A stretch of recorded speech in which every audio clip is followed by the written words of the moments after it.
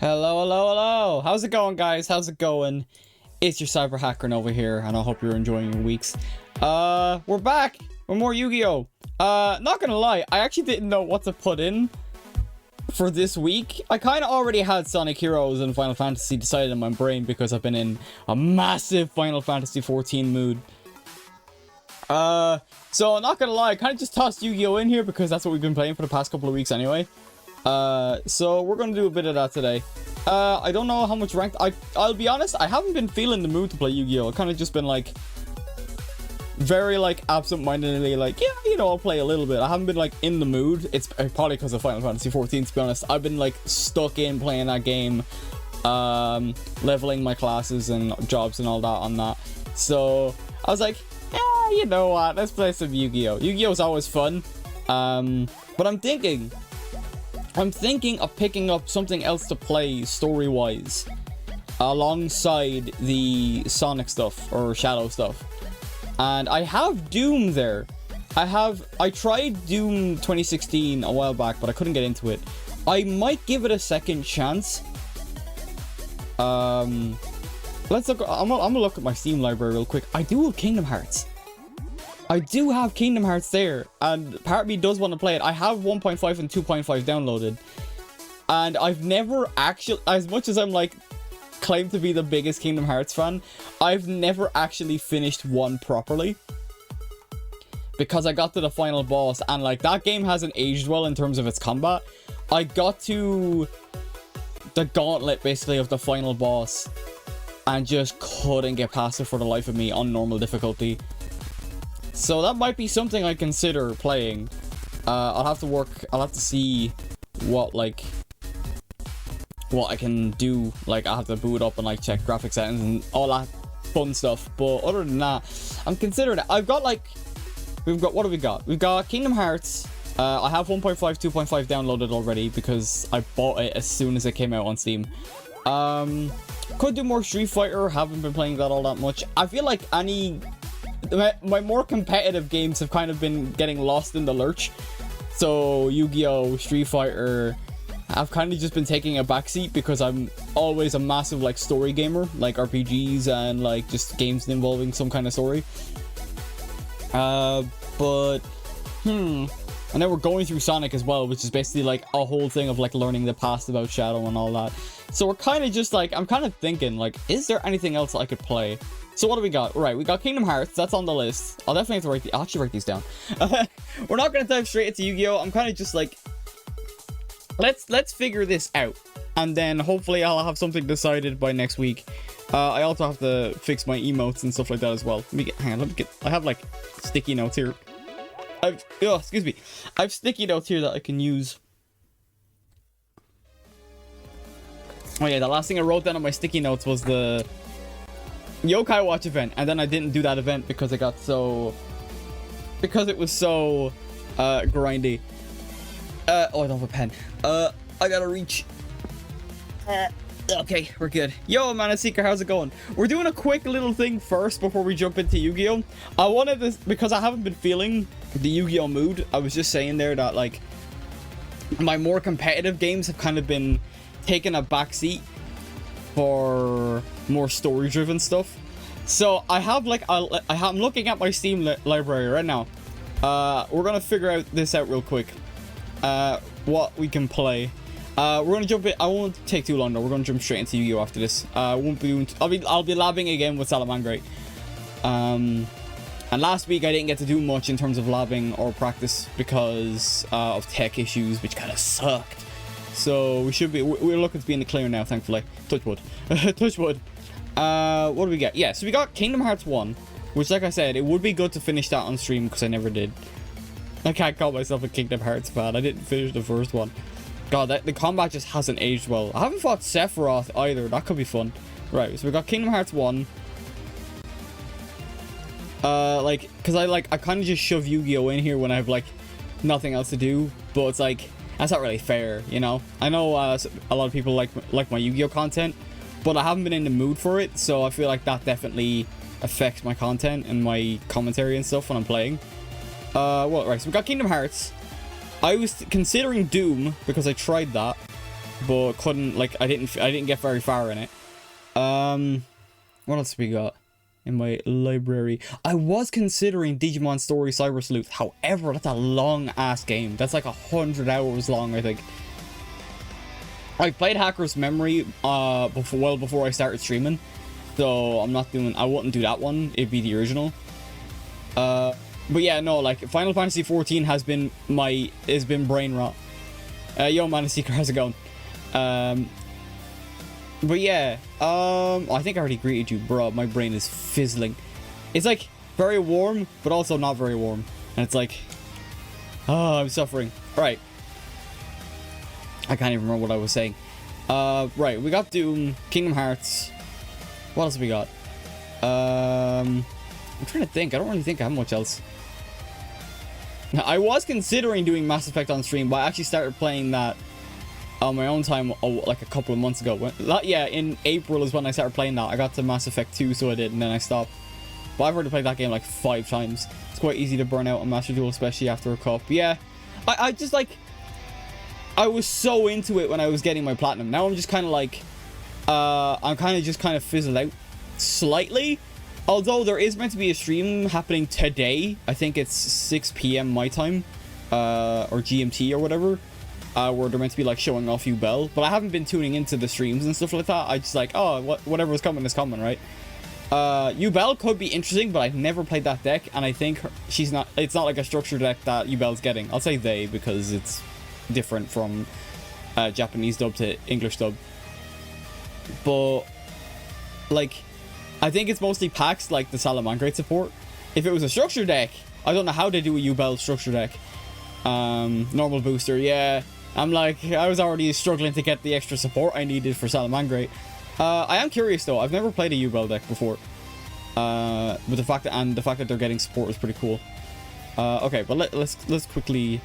Kingdom Hearts, Doom. Oh yeah, that's what I was gonna do. I was gonna look up Digimon stories. Like, how long does it take to beat? Digimon story, Cyber Sleuth. Time to beat. How long to beat? It's a long enough experience. It's a long enough game. Like,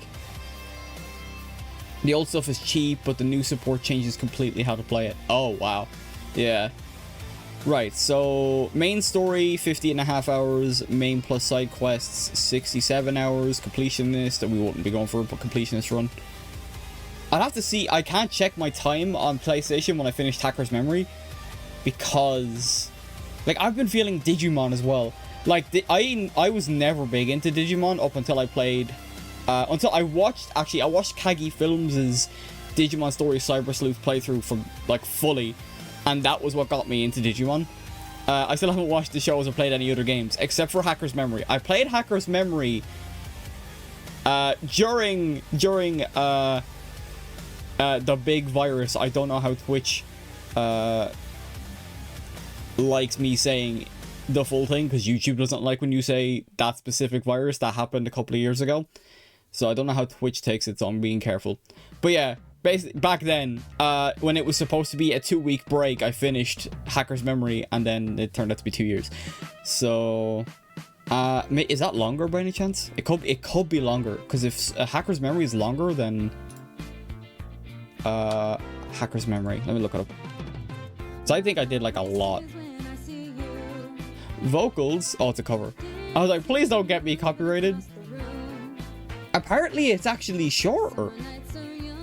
By like a few hours. By like a few hours, it's not that big. That's mad though, because like Hacker's Memory has a lot more Digivolutions and a lot more like of that type of content. Interesting. Okay, right. I'll write it down. I can't say I'll promise doing it because it is a long RPG. And that's one thing that's why I haven't like picked up Persona 3 or anything like that, like other content creators have, because I only stream a couple of times a week, and we will end up having to play it basically all the time, or we won't get it done by the end of the year. So that's why I'm very careful when it comes to specific RPGs. Kingdom Hearts is like a 24-hour experience because you're just going from world to world and doing stuff. We could get that knocked out 5 streams minimum, I'd say. Like, assuming I don't keep dying at the final boss and all that jazz. But yeah. Right, I'll write that down. Digimon story I'll know what one it is because you get it's a complete collection. They don't sell the game separately anymore. You have to buy the collection. BioShock is another one. I've never played BioShock. Any of them. So that could be fun as well. I do have like I bought the Doom bundle and the BioShock bundle when they were on sale, I think last year. And they were like dirt cheap for all the games. The only thing I don't have about Doom Eternal is the DLCs, but I said I'd wait to see if I actually finish the games first before buying any DLC. So BioShock could be a nice little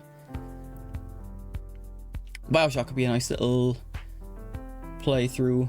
I do have Metro, but there's like I don't know. Nudity is such a there's like the slightest bit. Oh, that was the thing of Witcher as well. I was debating on playing that on stream. Is the whole nudity aspect on Twitch. Now, apparently you can get away with it if nudity is not the main focus. However, Twitch is Twitch, and sometimes I don't want to risk my channel considering how small it is. So, I'm not going to write them down simply because of that. I've got the Mega Man Legacy, Mega Man X collection as well. That could be a fun game to start, but they're older games. I don't know how well I take to them. What other games do we got? It's like story related games that I haven't like finished off stream, for instance. Skyrim could be a fun one. But I'd probably I have mods already on my file, so I'd have to like maybe that won't be something I'd be able to do next week. I'd have to figure out how to work that. Yeah, Witcher 3, Deus Ex Human Revolution, that could be fun. I've never played that. I watched a friend play Deus Ex Human Revolution, and I heard that one's very good. I tried playing Dragon Age Origins. I couldn't get into it. Digimon's down there. I re-downloaded it for this purpose of like, I might pick it up and play it. I think I'd have to restart though. I think I started on PC a while back, but never got past it. Unmodded Skyrim is a bit bare bones. Yeah, I modded my Skyrim initially last year. Or I don't think it was last year. It was the year I got my PC. However, I had I didn't have as powerful a graphics card as I do now, and CPU. I had a Ryzen 5 2600 for my CPU and GTX 1660 Super. But that was also during a time where graphic card prices were spiking like crazy. So I kind of just got what I could. And then I eventually upgraded. Now I have a 3060 Ti and a Ryzen 5 5600X. So I'm very happy with how powerful my PC is. Mid-range, I'd say. Mine is like mid-range or low. I don't know, low range. Either way, it does the job. Oh, we could do Star Wars The Force Unleashed. I've never played the first one. However, because it's an older game, some older games don't cooperate if you tab out or have like specific things. I've played The Force Unleashed 2 like time and time again. I actually really like that game, and I hear Force Unleashed 1 is better, story-wise and gameplay-wise. So that could be fun. What else is there? I've had Persona 4 Golden downloaded since I bought my PC. Actually, no, since I had my old laptop, but never played it. It's just been gathering dust. But that's another thing like Persona 3, where it's a massive like 100-hour RPG. We won't get that done till like the end of the year. And there are with big RPGs like that, I'm guilty of burning out midway through. Like my story with Final Fantasy VII Rebirth holds to that, because I still haven't finished that game because I haven't had the mood to boot up my PlayStation 5. I've literally just been playing my PC. My poor Switch and PS5 just getting absolutely like left there. There's The Witcher 2 and The Witcher 1. Witcher 1 hasn't aged well. Well, I'm trying to think. I don't think there's much else in that. I'll write Deus Ex Human Revolution. That's not like, that's an older game. But I don't think it's all that long. Right, I'll write it down. Deus Ex. And then like there was another one. I think it was called Mankind Divided, I think, or something along those lines. Deus Ex. But it got crapped on because it tried, Square Enix tried their, like, putting microtransactions into a multiplayer or single player game. Kind of a la Ubisoft. Human Revolution. Yeah, I know what it is. Revolution. I'm actually gonna look up. Is it Mankind Divided? Deus Ex. Deus Ex. Mankind Divided. It is, yeah. I don't know how good it is. Oh, it's actually on sale, which is kind of funny. Actually, let me check. Mankind Divided. Oh, it's basically €5. I don't know. I haven't heard much. Very positive, mostly positive. We could do a Deus Ex stream and start what's it? Start Human Revolution. Okay. Right. So we've got 5 games. That's good. I'm leaning more towards the shorter side of things. I don't think BioShock is a long game, and neither is Doom. Doom. What's Doom? 2016. How long to beat? 11 hours. Yeah, that's kind of on par for the playthroughs we've done in the past, like Pokemon and stuff. Get that done in a couple of streams. Main and side stuff. Completionist, 27 hours. Yeah. Honestly, we could probably knock that out in like 3 streams max. I can't see us like doing longer than 4 streams for Doom. What about Doom Eternal? Doom Eternal is meaty from what I remember. Not including DLCs. Oh, it's kind of around the same. Like 14 hours. Yeah, it's a little bit longer. Okay, yeah. And then I may as well look up BioShock on here. I'm hoping BioShock is an older game as well, in terms of like PC specs and stuff like that as well. So like main story 12 hours, main and side stuff 15 and a half. Completion is 23 hours. Yeah, so they're relatively like short in terms of if we're just going through the story. But also I have to take into mind I've never played those games before, so that could be an instance of it'll most likely be longer because I'm finding my way around rather than having the muscle memory and knowledge of, oh, where should I go next. They mightn't be like that. I've seen bits of gameplay of BioShock 1 and 2. In fact, I like the look of 2 more because you actually play as a Big Daddy, as they're called. So yeah. And then Human Revolution. I don't know, we'll see. I'll have to see what the PC port's like. I might pick up Mankind Divided if it's because it's only like if it's dirt cheap like that, then yeah. Steam summer sales, baby. But yeah. So we've got a good story. Hell, I might even like do a wheel and spin the wheel and whatever it lands on. We just go with that game and run with it.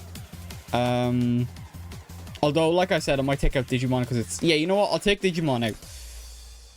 So, I want something short to run alongside the Sonic stuff. Because we're nearly done with all the Sonic or Shadow stuff. Because we're going to do a watch party on Monday of all the Shadow the Hedgehog cutscenes.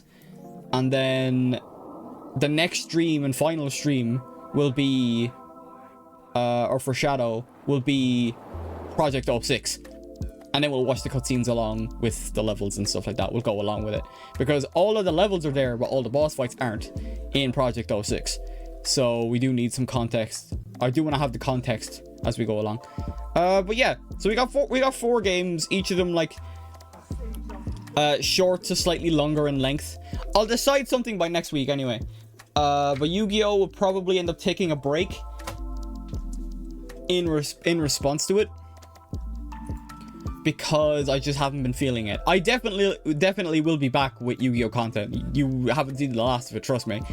But for the moment, I'm not really feeling it. I'm actually curious what it says about Kingdom Hearts. Kingdom Hearts 1. No, where's Final Mix? 24 hours. Yeah, that sounds about right. That's mad how Final Mix seems to have less main story than the original Kingdom Hearts, despite the fact that the Final Mix stuff adds more content, because the Final Mix content didn't come out until 2013, until like I think it came out on PS3, which is actually kind of wild to think about. I've bought like almost every iteration of Kingdom Hearts, because now I have all the games except for Melody and Memories, which is the rhythm game, and I'm gonna be honest, I'm not great at rhythm games. That could be a fun stream though, a rhythm game stream. I wouldn't say Osu or anything like that. That feels a bit hardcore. Maybe Melody and Memories isn't actually on Steam. Maybe like one of the Persona dancing games or something. I don't know. We'll see. Right. I'm gonna boot this up. I gotta quickly use a little streamer's room and I'll be back ASAP. But let's boot this up real quick. So we swap this up, and then now we can actually play the game. I didn't want to take too long. 24 minutes. We're not doing too bad. This probably won't be a long stream as well, just because it is like my way of getting some practice in. That I haven't gotten, and then last stream had technical issues, so I didn't get to play as long either. But let's jump in. Oh, there's an update. Yubel isn't out yet, is it? It's coming. It'd be out either Friday or Thursday or whatever. Oh, there's a maintenance. When maintenance? July 11th.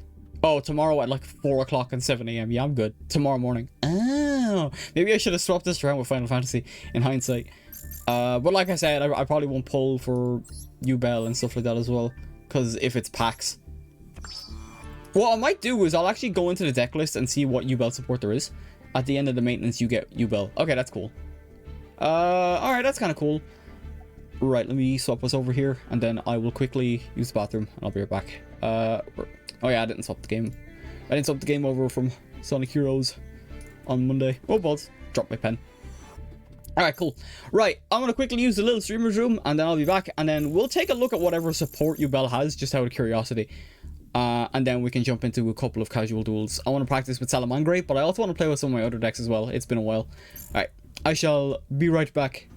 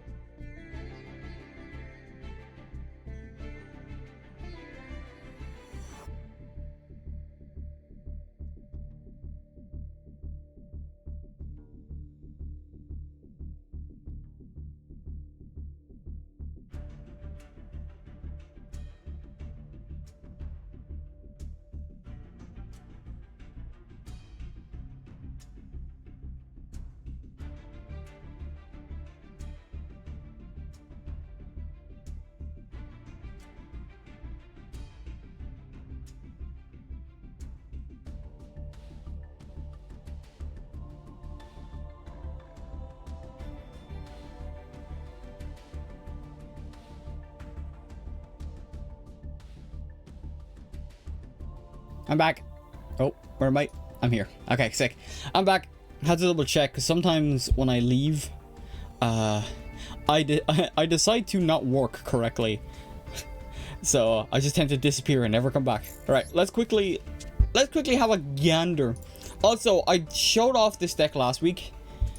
My updated Salamangre deck. I actually don't have the old one. I should have kept the old one for comparison. This is what my current Salamangre deck looks like. I got Phoenix and I got Pyro. However, I'm still figuring out how this whole deck works because it's so different to stuff I'm used to. So yeah, I bit the bullet and got a 3rd Max C, got my 3 Ash Blossoms, have infinite impermanence. Like, this is a more competitive, like, Called by the Grave. I already had 1, so I had to get 2nd. I still don't know, these 2 are here, but I still don't know how to properly use this card. I tried using it before and immediately lost in one of my duels. So I'm like, I used that correctly. I guess what I thought this worked like was kind of like a lava golem situation, where you would sacrifice 5 of your opponent's special summoned monsters, summon it to their side of the field, and then you'd get the token with the buffed power, and then you'd attack into them and win for game. That's how I thought that worked. Well, you wipe out your own as well. Yeah, I didn't know that. So, like, these 2 are here, and I still don't know how to properly play them. I thought it was a lava golem situation where it's like, oh, you sacrifice their monster and then you put lava golem on the field and then they'll start taking damage. I mean, without the damage part, I know there isn't the damage thing. So yeah, because then I put the token on my opponent's field and then I was like, oh, I just gave them like a 12,000 attack monster. That's not good. I have no way to get around it. So I kind of messed myself up. There's also, I know how to properly use Promethean Princess, because I got some practicing with it. And I also know how to use these as well. So, like, properly, like, you'd link them into themselves and then they'd get whatever effects you need, like the board wipe with this. It's just getting the combos off of getting, like, this Synchro WoW, because I have a Weasel now. I didn't have Weasel in my last deck. Where's Weasel at? There we go. I have a Weasel there. Mirage Stalio as well. Like, there's a lot here that I'm kind of still figuring out. It's more of a hand trap when you got 2nd to stop your opponent from comboing. Ah, okay, right. Yeah, I think wherever I use it, Cold of Soul in the Grave makes that Link 4's board wipe a quick effect. Oh, okay, right. Well, I have it there, thankfully, I think. Yeah, I have the one. I might still tweak it. This is a deck that I did find. It was meant to be a quote-unquote budget deck, despite having all the URs in it. But yeah, I had to, like, out of all of the cards I had to, like, craft, I had to craft a 2nd Nibiru, a 2nd Infinite Impermanence, a 3rd Max C, and a 2nd Called by the Grave. I already had 1 Effect Veiler by the pack, I think. Oh no, I bought the pack, so I have 2 of them now. So, yeah, the expensive version plays like 3 Salad of Fire, yeah. I think, well, I do have the 3 of them, because I think it came with the... I had 3 in my last one. So, like, I actually couldn't, like, find something that was, like, worked for what I had, which is why I ended up having to bite the bullet and get the 3rd Max C. Because, but it's like 3 Max C, 3 Ash, 3 Impermanence, like 3 Effect Veiler, and it's like, that is, bro, that you're losing like half the Salamangreat cards because of your, I'm being dramatic, but because of you have the, like, the main staples of a deck in competitive, you're kind of like, it felt kind of like, well, what's the point, like, at that point? Replace the Lady Debugs with them. Oh, with the Salamangreat of Fires. I have 3 though, so I suppose it is kind of better overall, right? I'll do that. 1, 2, and then I can add these other 2. So I do have 3. I do have 3. If you have 3, use them. Okay. Right, well, that's done there now. So, nice. I actually forgot to get chat up on my 2nd monitor. Bear with me for just a second while I quickly do that. I have it on my phone, that's why I'm able to, like, read it. Give me just a second. Actually get chat up so I can read. And get some help. Okay, there we go. There we go. Now you guys are there. Just exactly where you should be. Okay. Let me just... don't want to cover up the stream. Yeah, they serve the same purpose, but Salad of Fire is better. Yeah, okay, I'll stick with that then. I kind of just, like, it was just part of the deck that I looked up. It was, like, meant to be budget. And I already had the... I think you get Lady Debugs in the structure deck, so it's like, okay, right, that makes sense. Alright, I'll save that. Fair enough. I suppose, yeah, they do serve the same purpose. I have, I actually have 2 Code of Soul as well, because I think I had to craft one of them. And then what I did was I actually managed to pull one Pyro Phoenix when I was just getting, like, doing packs. I'm like, come on, give me something. I pulled one and then crafted the other one. That's why my URs are, like, down to 6. And then everything else was, like, I had to, like, sacrifice a lot of cards. Or a lot of URs. Like, I didn't have, like, enough to make a full Memento deck, so I ended up sacrificing a lot of Memento cards. And it's like, okay, and then I gotta do what I gotta do, or Horus as well, because I knew I was gonna be making those decks. Unless I had, like, unless I basically forked out money for it, I wasn't gonna be able to get, like, full cards. Or, like, play non-stop, so. And I knew myself that wasn't gonna happen very much with what I'm doing. But yeah, like, I ended up crafting Fire Fist, which I haven't gotten the chance to get out yet. I ended up getting 3 of them because I had... Wait, how many? Why did I get 3 of them again? I actually don't know why I got 3 of them. Maybe I think I got lucky. Or had them already, and that's why I'm like, okay. Mirage Delio was always there. Balinx, Pinnacle. Got Cyber's Wicked in here, but I'm still not sure. This is what I mean, like, there's so many new cards in comparison to, like, what I'm used to. And then I already had SP Little Knights, so I tossed that in there as well. That was what was recommended. And then there's this one, which I'm also not familiar with. So you can tell, like, that's why I'm like, oh, I'm still labbing, because I like trying to, like, learn how to properly use these in situations where it's, like, necessary, or, like, where I can, like, combo or counteract and stuff like that. She's an extender when the opponent ashes you. Oh, okay, yeah. Like, I read the effects, but they haven't stuck with me. If this... I'll just get the big effect up here. 2 effect monsters, yeah. If this card is link summoned using a fusion, synchro, Xyz, or link monster as material, you can target 1 card on the field or in either graveyard and banish it. Also, your monsters cannot attack directly this turn. When your opponent activates a card or card effect, you can target up to 2 face-up monsters on the field, including a monster you control, banish them both until the end of turn. Or until the end phase. Well, I was right the first time, really, until the end of the turn. You can only use each effect once per turn. Yeah, like, I know it's a solid card, I just don't know how to properly, like, time it and use it. But yeah, so that's, like, that's the updated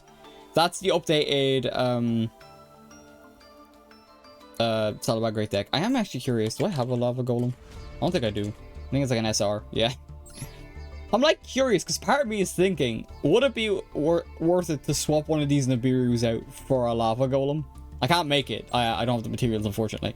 But part of me is thinking that, because, yes, it's a 3000 attack monster, but so is Nibiru. You need your normal summon. Yeah. I mean, let me properly read. Just in case I'm, like, shove it in. Well, I can't get it anyway, so it's not like I can do it now anyway. Cannot be normal summoned or set. Must first be special summoned from your hand to your opponent's field by attributing 2 monsters. Oh, it's 2 monsters. I don't know why I thought it was 3. You cannot normal summon. Oh, okay. I was not aware of this. You cannot normal summon or set during the turn you special summon this card. Interesting. Okay, right, yeah. So it is a trade-off. It is a massive trade-off, and you do need that. Okay, fair enough. I was just curious as I was like, what if, you know? Okay, let's have a gander. I want to make a new deck. I'm not actually going to build anything, but I'm curious to see, like, if I type in Yubel, what cards come up? Oh, you weren't kidding about them being cheap. Yeah, I'm familiar with some of these cards because oh, what the? Neos Wiseman. Oh, that's why Yubel comes up. Ah, okay. Right, so is this only Yubel support? And you don't play the fusion. Oh, yeah, that's fair. Right, I'm curious. You get a new one. Ah, okay. That's coming up. Get out of here. Notifications, bruh. Alright. Right. Interesting. Right, so just from typing up Yubel, this is all that's here, which is actually kind of mad considering, like, Yubel is, like, the main villain, at least of season, up to as far as season 3. So we got our... I did watch a video on this archetype, but back then we didn't have, like, the full... I think there was support out in Japan, but it hadn't been released in the West yet. So I think that was the issue. But yeah, we got your normal... Yeah, you weren't kidding about them being cheap, but, like, I heard the cost for them wasn't exactly worth, like, playing them. I could be wrong. Oh, whoops, I didn't want to. I might as well read some of these. Oh, Yubel. Yubel. Oh, I did it again. There we go. Alright, so we got, what's this one though? So we got the fusion, which is, yeah, Elemental Hero Neos and Yubel, which makes sense, which is actually kind of fitting considering the story implications between this fusion, which is kind of cool. Yubel, yeah. Before damage calculation, if this card battles an opponent's monster, you can inflict damage to your opponent equal to that opponent's monster's attack. Isn't that like Flame Wingman's effect? If this face-up card is destroyed by battle or leaves the field because of an opponent's card effect while its owner controls it, you can special summon one Neos Wiseman from your deck, hand or deck, ignoring its summoning conditions. You can only use this once per turn. Okay, that sounds pretty good. I mean, after all, you can fuse from your hand if you're going to use polymerization. There's one thing I never asked. And I'll get to it now. And actually, I'll do it now because I will forget. Greater polymerization. Polymerization. I have to like sound it out because I will get it wrong. This card right here. Fusion summon one monster from your extra deck using 3 or more monsters from your hand or field as... Oh, okay. I think already. Using 3 or more monsters from your hand as fusion material. If you do, it gains these effects. Cannot be destroyed by card effects if this card attacks and gets piercing damage. Right, okay. Because I was gonna ask, why don't people use greater polymerization more, but it's only for using 3 or more monsters? Right, yeah, because one thing that kind of drove me nuts, harder to use, less searchable. Oh, okay. Yeah, because hang on, where's my Blue Eyes deck? Because I think I have it in my Blue Eyes deck. I haven't updated these decks, by the way, so they're very, like, iffy. Yeah, I have it here. Because a lot of the fusions require you to use, like, I'm thinking... Oh, no, never mind. It's only 2 dragons. It's only Neo Blue Eyes that really needs a 3rd card. Yeah. Never mind. I'll have to replace that then. Yeah, I was like, wondering, why is no one using greater polymerization? It sounds, like, so great. You get card effects. You basically can't be destroyed by card effects, and you get piercing damage. I think Blue Eyes has piercing damage pretty much on all the fusion monsters. No, but you can attack all monsters. Your opponent controls once. Tyrant is such a boss, dude. 2 attacks. No piercing. You can use his effects. Yeah, then that's pretty much it. I think there's other ones I could use. I have Jet Dragon. I really do want to update this deck to be somewhat competitively viable, because Blue Eyes is my favorite archetype and I haven't used this since I started the game.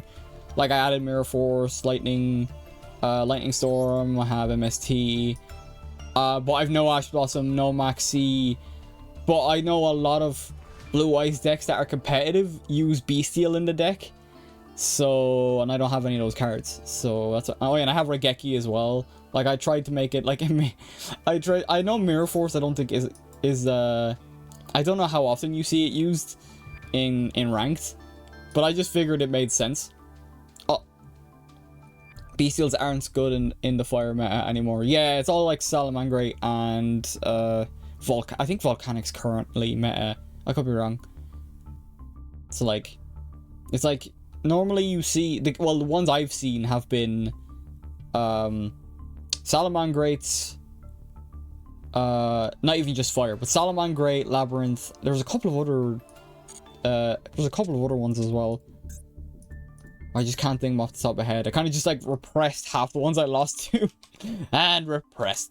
Right, let's head back to Yubel anyway. But yeah, no, I was always curious about the greater polymerization one. I was like, why don't people use it? And then I read it again. It's like, oh, right, 3 or more monsters. I get it now.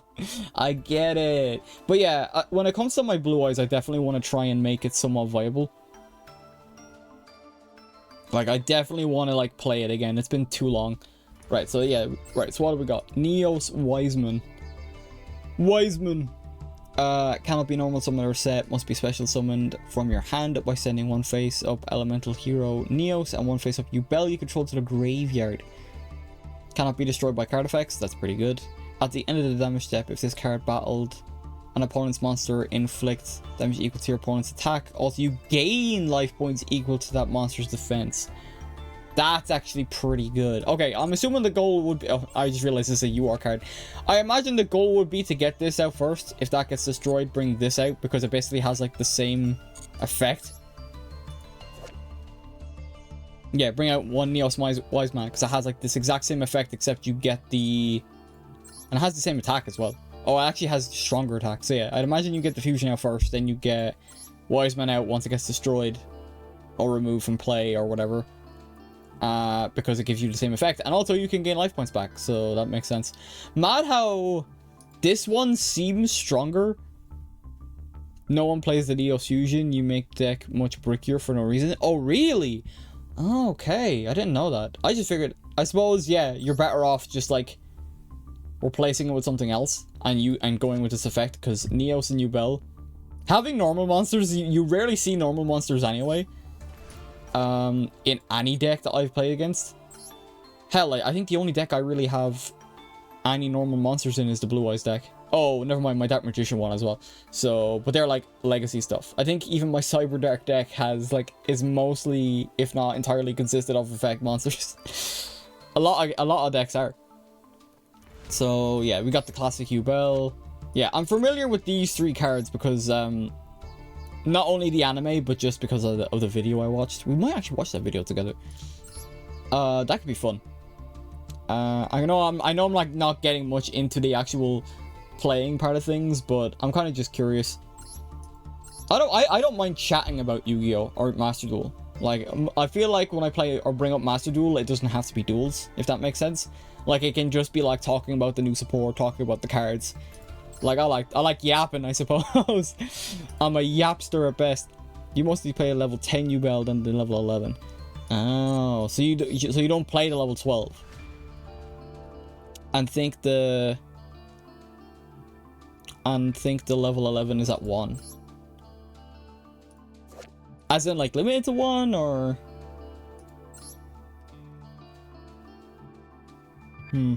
Alright, let's read these card effects anyway. In the deck list. Oh. Okay. Alright. Yeah, no, like, I'm actually curious, because I've seen the card before. Yeah, you know what? We'll watch that video together that I mentioned, so that way, like, we're all in the loop as to what I'm referring to. There's a guy I don't even think I've subscribed to him. Yeah, but the old cards don't help much. Yeah, I'm curious.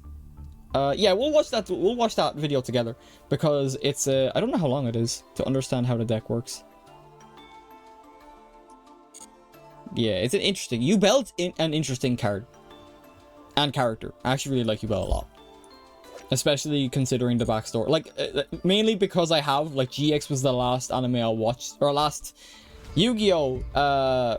Like, season that I watched. Like, I watched up as far as season 3 because they didn't dub season 4. I still haven't watched season 4. I don't recall. Alright, let's quickly read through these Yubel cards, and then actually I want to check how, before we do that, I want to check how long that video is, because it might take up most of the stream. Where is... Okay, YouTube. I think it's the Yubel archetype. Yubel archetype. It's 3 months ago. It's like a 20-minute video. Yeah, we can watch that if you guys don't mind. So we're not like, because like I think, oh, they actually did one 4 months or 4 years ago, but then they did an updated one, I guess. Interesting. The updated one is the one I watched. So interesting. Yeah, if you guys don't mind, we can watch that. That sounds like something fun to do, especially since Yubel is coming out from tomorrow. So it's topical. But yeah, let's read these cards out first. Actually, you know what we could do? I think if we go through the video, they're going to explain all the cards anyway. So it kind of just like, I'll just be retreading old ground. So let's do that. Instead of me reading all these cards and then like trying to figure out what the cards do, let's just watch the video. I think that, like, nice middle ground, and it gives us more time to duel as well. So let me quickly get that set up. I'll go back out here. I have to turn the game. I do have to turn the game down, and then I'll swap over to the different. Right. So, and I'll swap over to the different thing. Yeah. Yeah. If you guys are familiar with TGS Anime, he's like the one person that I like go to when it comes to Yu-Gi-Oh stuff. And it's mostly like trivia and stuff like that, or like he does videos of like, oh, what if Joey was to beat Marek in the Battle City tournament and all that. Honestly, such a cool It's such a really good channel. I like it a lot. Let me boot this up. Yeah, we'll watch this together. Hang on. So if you guys aren't familiar, at least we get to share in this together. I gotta make sure this is okay, because sometimes YouTube decides to crap itself. Okay, let's hop over to the other. Oh, there we go. I was wondering for a sec. Right, there we go.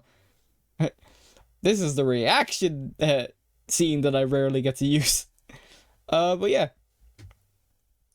Gotta just test the volume. The Yubel archetype originally started out as just 3 cards used by Yubel. Okay, cool. Just gonna check the sound. And I'll make comments in between as well. Because I'm pretty sure he does go into depth in the archetype and stuff like that. So rather than me figuring out what the cards do and being like fumbling my way through it, let's watch this together. Alright, I think the sound's good. Alright, let's watch this. TGS anime. So I actually don't think I'm subscribed. I'll subscribe after. I'm like, I saw the channel, watched pretty much all of his videos, and still haven't subscribed yet. What is wrong with me? Alright, let's jump in. The Yubel archetype originally started out as just 3 cards used by Yubel in the anime. These cards were Yubel, Yubel Terra Incarnate, and Yubel the Ultimate Nightmare. Yeah, these were the ones we together in the tried. 2008 set Phantom Darkness, alongside other cards used by Yubel in her final duels. All of the Yubel monsters shared the same properties of being a dark attributed fiend monster with 0 attack, 0 defense, and heterochromatic eyes. Yes. The cards' designs are all based on the Yu-Gi-Oh! GX character of the same name, Yubel, who was once a human that had been transformed into a guardian spirit to watch over the one who would wield the gentle darkness, eventually to be corrupted and serve as one of the primary antagonists of the Yu-Gi-Oh! GX series. The way the Yubel cards worked is that they were a reflection of Yubel's philosophy. The cards would violently evolve over the course of a duel into more powerful forms whenever they would be destroyed. In conjunction to this, they would also deal damage to the opponent whenever they were attacked. The reason for these that was a thing in the is anime. all to do with Yubel's philosophy. This is because Yubel truly believes that suffering for the one you love is the truest form of love. This lesson was taught to her after she was sent away by Jaden, ultimately coming to the twisted conclusion that this punishment was Jaden's way of showing his love to her. And because of this masochistic outlook, it became reflected in her card effects. But you see, all 3 of the Yubel forms can be destroyed by battle. The wielder takes no battle damage from battles involving them. The 2 upgraded forms can only be summoned by the previous Yubel effects. The original Yubel has the unique effect that before damage calculation, when this face-up attack position card is attacked by an opponent's monster, inflict damage to your opponent equal to that monster's attack. The cost to keep... You know what's funny as well is when I think about this, like, I'd probably overthink this so hard and somehow mess it up. Like, because even though it's a legacy card, really, or a legacy archetype, even though like archetypes weren't as big a thing until 5Ds, like I feel like I'd somehow mess this up. Keep this monster is that during your end phase, one monster must be tributed to keep her on the field. Yeah, there's this as well. If destroyed, then Yubel Terra Incarnate is summoned from the hand, deck, or grave to the field. Terra Incarnate's unique effect. Actually, before we jump in, if I remember correctly, this card actually doesn't have the tribute effect, but I could be wrong. Is before damage calculation. When this face-up attack position card is attacked by an opponent's monster, inflict damage to your opponent equal to that monster's attack. The cost to keep this monster on the field, however, is that during your end phase, all other monsters on the field are destroyed. That's if mad. Terra Incarnate is destroyed, then the final form is summoned. Yubel the Ultimate Nightmare. Yeah, this is the level Its 12. effect is that if this attack position card battles an opponent's monster, inflict damage. Sorry, go back. I just noticed the face on the card. That's so creepy. The face here. Oh, you can't see my mouse cursor, but yeah, like on the center of the monster's like chest. That's actually really fucking creepy. An opponent's monster, inflict damage equal to that monster's attack to the opponent, and destroy that monster. As you can see, this monster loves to be hurt by being attacked, and by doing so, it hurts the opponent back equally. Now, with all this in mind, the problem with the Yubel cards is that, well, she has to be merged with another deck to even make her playable. And since the two lower forms have to be attacked to deal damage, it's really hard to make a game-winning deck out of these monsters. Yeah, it makes sense. Makes sense, especially in Master Duel. Nearly 15 years, and a brand new pack called Phantom Nightmare has just come out. What a fitting homage for Yubel's return to form. Yeah, this is the support. These are the support I think we're getting, isn't it? This is the support we're getting in Master Duel, like Spirit of Yubel, the Loving Defender Forever. I don't know if these other cards are in it, but I remember seen this art from the Yu-Gi-Oh! Master Duel Twitter, specifically the Fusion card. So I'm assuming this is all the support we are getting for Yubel. New upgraded Yubel monsters, along with some new and improved upgrades of the original forms, as well as new support cards based on cards Yubel used in her duels. I mean, hell, if I get lucky, maybe get lucky, save up a couple of gems, I might pull for this deck and see if I can make something out of it. I think that'd be cool. I suppose my philosophy with it is because I like playing the older deck so much, I haven't made a proper villain deck. I suppose you could argue Cyberdark is, but it's not really. It's kind of like an antagonistic deck. But I've never I haven't made like a Toon deck, even though I hear they're not great. What else is there? Yubel is like a proper villain, which is like, interesting, you know? I'm trying to think of other villains in the series. We got Marek, but Marek heavily revolves around the Egyptian gods, and I think you need like so much to kind of get them to work properly.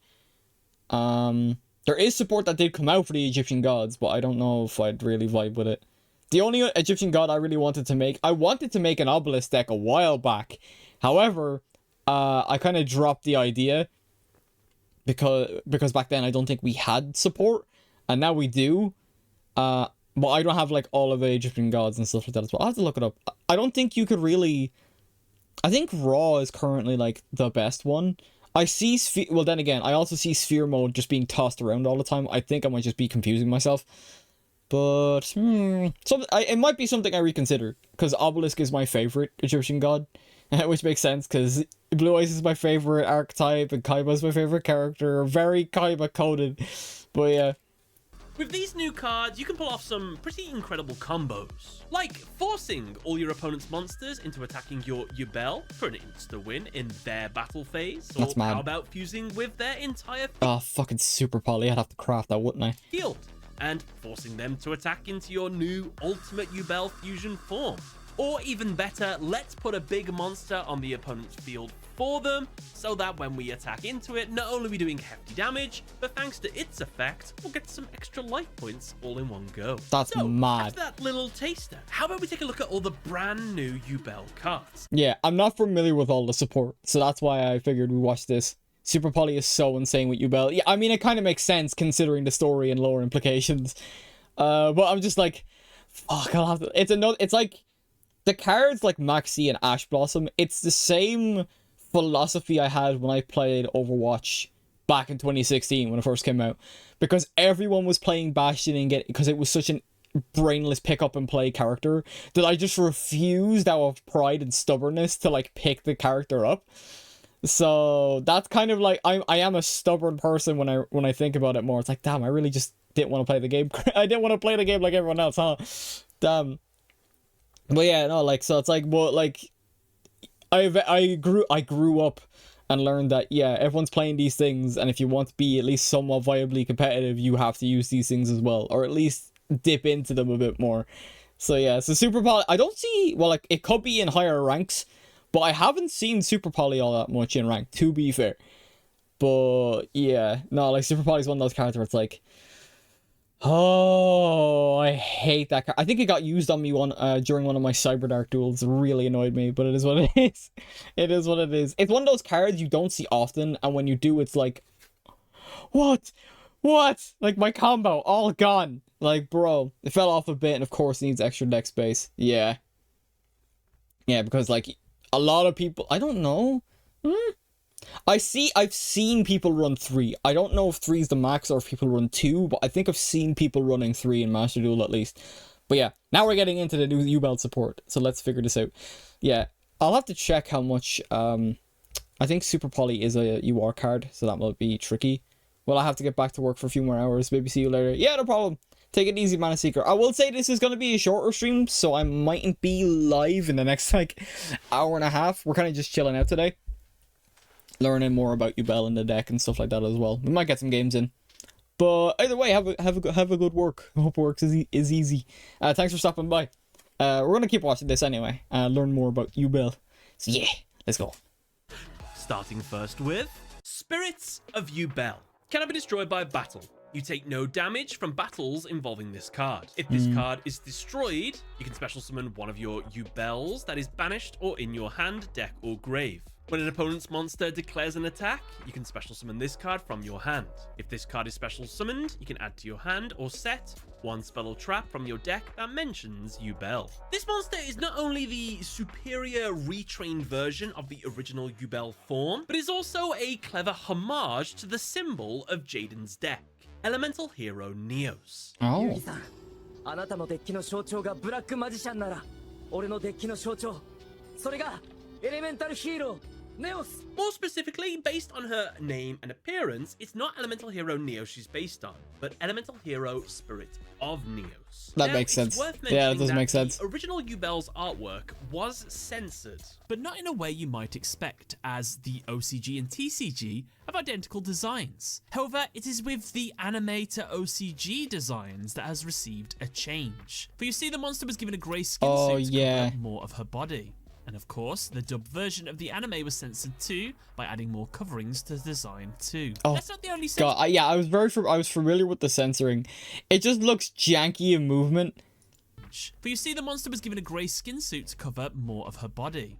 And of course, the dubbed Yeah, like that looks like relatively like clean. version of the anime was censored too. Like, because that's the original animation. But then for kids, the shading is completely different in comparison to the original Japanese version.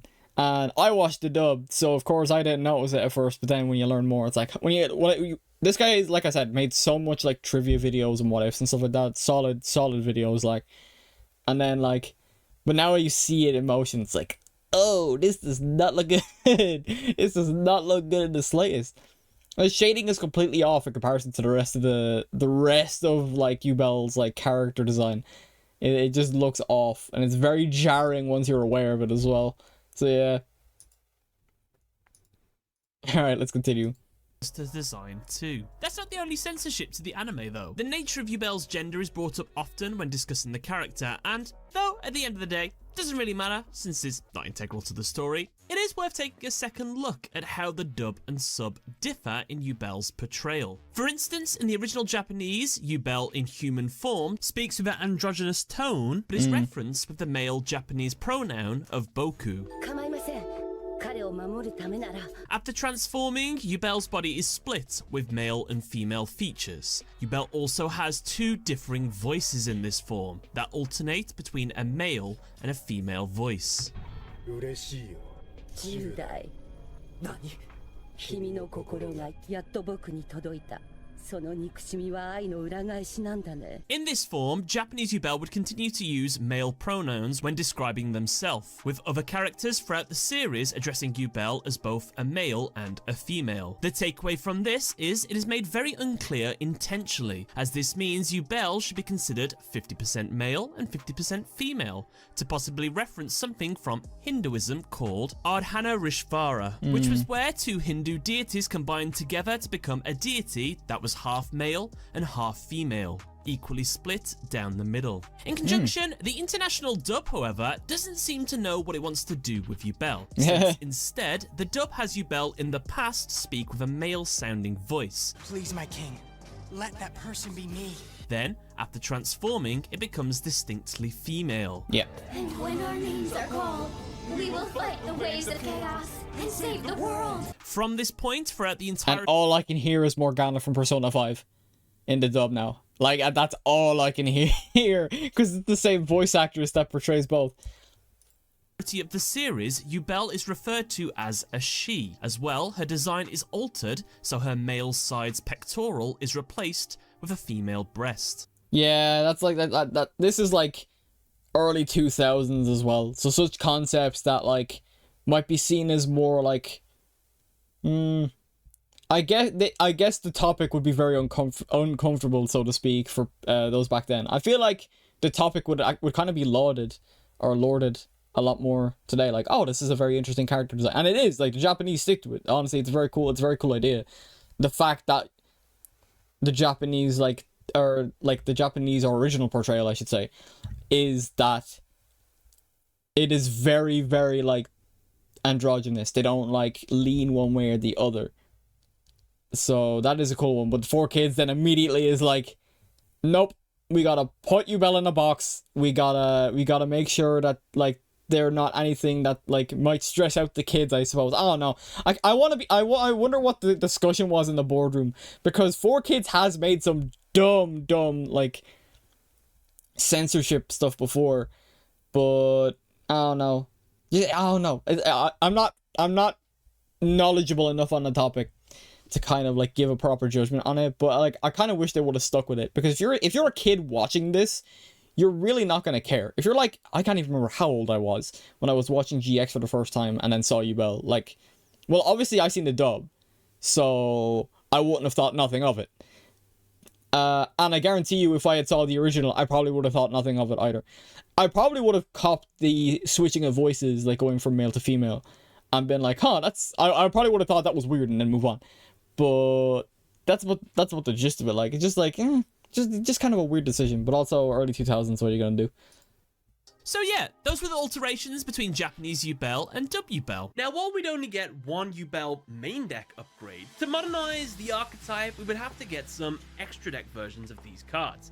And since Yubel seems to love fusion, she's got some new fused forms. The first is from when Yubel was weak when she first appeared. In this form, she appeared as an ethereal form of herself, sporting a draconic hand.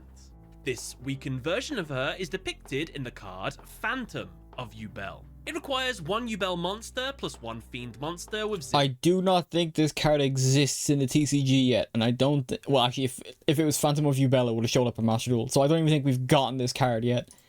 Attack and defense. It must I mean, this was 3 months ago, to be fair, so yeah, we probably haven't. Summon from the extra deck by shuffling the above cards from your hand, field, and or graveyard into the deck or extra deck. It cannot be used as a fusion material. It cannot be destroyed by battle. Also, you take no battle damage from battles involving this card. Yeah, when your opponent activates a monster effect, quick effect, you contribute this card. That effect becomes your opponent destroys one Yubel monster in their hand, deck, or field. It's mad because I can think about the one way you make a Yubel deck overpowered is giving it I could be wrong, I could be right, but giving a Yubel monster the effect to attack multiple monsters at once, like kind of like a Tyrant Dragon or Twin Dragon deal, where you basically attack every monster on the field, or attack like you can attack like each monster on the field. That would be busted as hell, but it also doesn't really.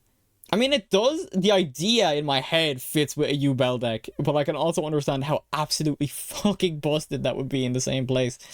You might have noticed this monster is summoned via an even more powerful form of Contact Fusion, which, of course, was a signature summoning style of Jaden Yuki's Neospatian monsters. Yes. Not only that, but since this monster is a precursor to Yubel's true form, it's only fitting then that thanks to her final effect, she is able to get out a true Yubel monster because of it. In fact, on the topic of fusing, a big aspect of Yubel's character is that she wanted to unite the 12 dimensions together so that she could forever merge herself with Jaden as a true bond of suffering. Because that makes sense, right? Anyway, to this, it's anime. Polymerization Nothing makes sense. itself is effectively an integral part of the archetype. Superpolymerization, for those that don't know, is the ultimate fusion card. Yeah, one thing I do like is, I don't know if he'll touch on it, but, well, it's an opinion more than anything. But yeah, no, I feel like Jaden got so much cooler. Like, I haven't watched Season 4. I probably should. I think it's not on the YouTube channel. I have to go look for it. I'll have to try and find a way to watch it. But man, once Jaden and Yubel fused together, like Jaden, as in my opinion, got so much cooler as well. Like I already liked him. He was my top protagonist out of the two for a long while. and then I saw 5Ds, and then I was like, huh, yeah, you say kind of cool too. So Yusei is currently my favorite. Out of Yugi and Jaden, I'm still on the fence. I think I'm leaning towards Yugi though, because nostalgia mostly. But God, I like all three protagonists. But like, yeah, just like, I feel like even though Jaden kind of had his like depression arc in 4, up until basically the final duel of the series, where it's like, oh yeah, I can have fun while dueling again. Like, it's a mad change to see him go. Well, he like started his depression arc in 3, or in season 3, to be fair, with the whole was it Supreme King stuff.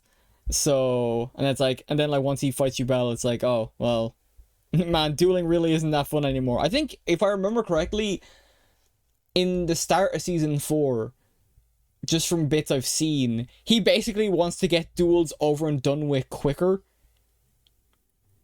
So he doesn't, like, he's not enjoying himself at all, which is a massive change and shifting for the first 2 seasons. So, like, it's mad.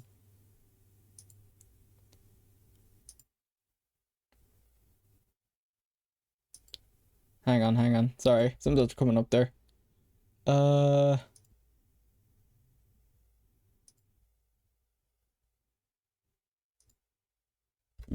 on.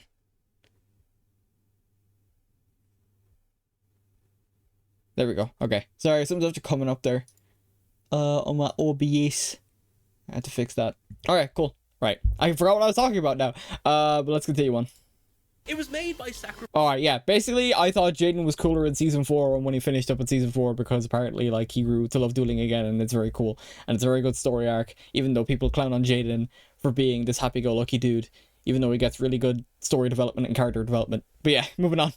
Sacrificing a bunch of people, so it should be good, right? Well, it is. It can't be responded to in any way, shape, or form. Meaning, you can't... Oh yeah, I completely forgot about that effect of Super Poly. Fuck. Stop it once. Alright, I want to stop pausing. I'll talk, unless I'm going to do a big point, then I'll pause it. Both sides of the fields. And because of that, you can make the new Yubel Ultimate Monster. Yubel, the loving defender forever. Yeah, I think this is the card we're getting in Master Duel. Monster plus 1 or more effect monsters on the field. Yes, you heard that right. If your opponent has a full field, you can merge with all of them. However, I wouldn't recommend that. I'd always leave 1.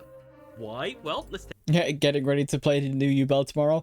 I'm kind of just like chilling and doing some like research on the deck more than anything. I booted up Master Duel and started reading the cards, and I was like, you know what? Let's look at this video, because it's like a video that came out three months ago. So, but yeah, no, I'm just kind of like getting caught up on Yubel and stuff like that. I don't know if I'll play the deck myself, though I'm very much considering it. I am curious. I'm very curious to see how a Yubel deck works in Master Duel. Take a look at her effects. This card is fusion summoned. You can inflict 5 This is the card we're meant to be getting, or one of the cards, or however many cards we're meant to be getting. So I'm looking forward to it. It looks good. It looks good. What do you usually play? Oh, I'm a massive nostalgia dueler. Actually, I'll stop back after. But yeah, I've been playing Cyber Dark recently.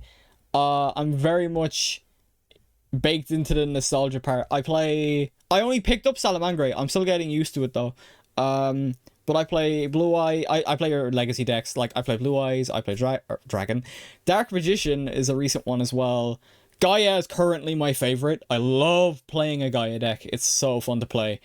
Played a bit of Buster Blader as well. I'm trying to think of other decks that I've played. Actually, you know what's funny about the Cyber Dark one is I actually bought it in real life and made it. I saw, give or take a few cards, but yeah. Actually, I could just quickly check what I have on my Master Duel.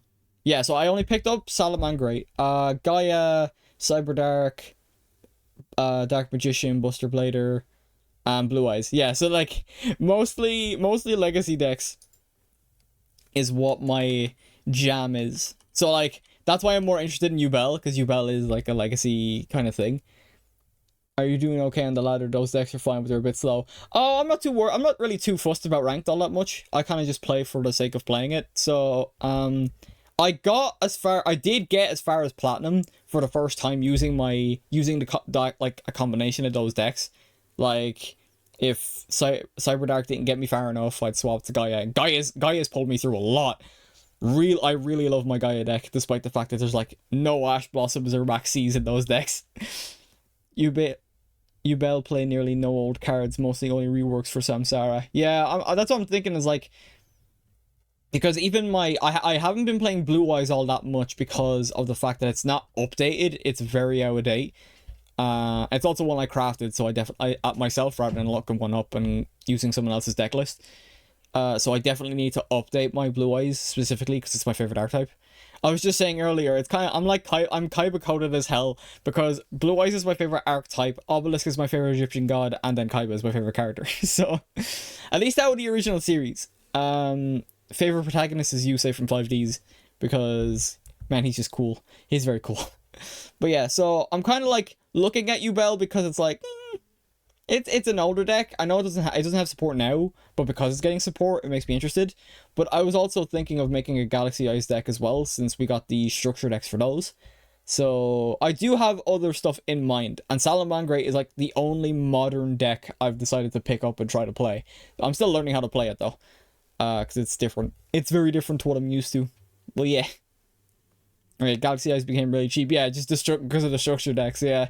I'm very curious, because Galaxy Eyes was one I wanted to make, and then I was informed that, oh, Galaxy Eyes is getting support and a structure deck if you want to hold off. I'm like, but then I ended up spending, like, all my resources on the Salamangreat deck that I have. So, yeah, that'll have to wait. But I'll definitely have to do something down the line. If this card battles an opponent's monster, at the end of the damage step, inflict damage to them equal to that monster's attack, and if you do, banish it. This monster is of course the superior retrained version of Ultimate Nightmare. However, it's not just that. It also shares many aesthetics and similarities with elemental hero Flamewing. Yeah, I thought it was the fusion one. It was like Neo Wiseman or something that had like a similar effect to the other fusion card, but apparently you don't use that fusion card in modern Yubel decks because it's a brick, apparently. That or I misinterpreted. But yeah, no, like I actually really like that design change, because this feels like a Yubel that has already fused with Jaden, which then takes inspiration from Flame Wingman. So I do like that little nod between the two designs. Wingman Infernal Rage. Flame Wingman was Jaden's favorite monster, so Yubel, I think she's a little bit jealous, and she also wants to be considered one of the favorites, which is a little bit later in another card. Lord. My favorite card, Elemental Hero, Flame Wingman. However, if we look at the name of Yubel, Loving Defender Forever. Neos Wiseman, it sucks. To be honest, it has been played in Yu-Gi-Oh! Recently. Oh, okay. I haven't, like, I can't even remember the last time I played. The last time I played Duel Links, well, first of all, it was before Master Duel came out. Once Master Duel came out, I dropped Duel Links like a sack of bricks. But, like, I liked it for the time, but I just couldn't really get into it. Like, I tried to unlock all, like, the characters and stuff like that as well, but I don't know. I wasn't a big fan of the three... I know it's based off speed dueling or whatever, but I just couldn't get used to the three monster and spell and trap slots. I know the field has been altered now because links have been in it for a while.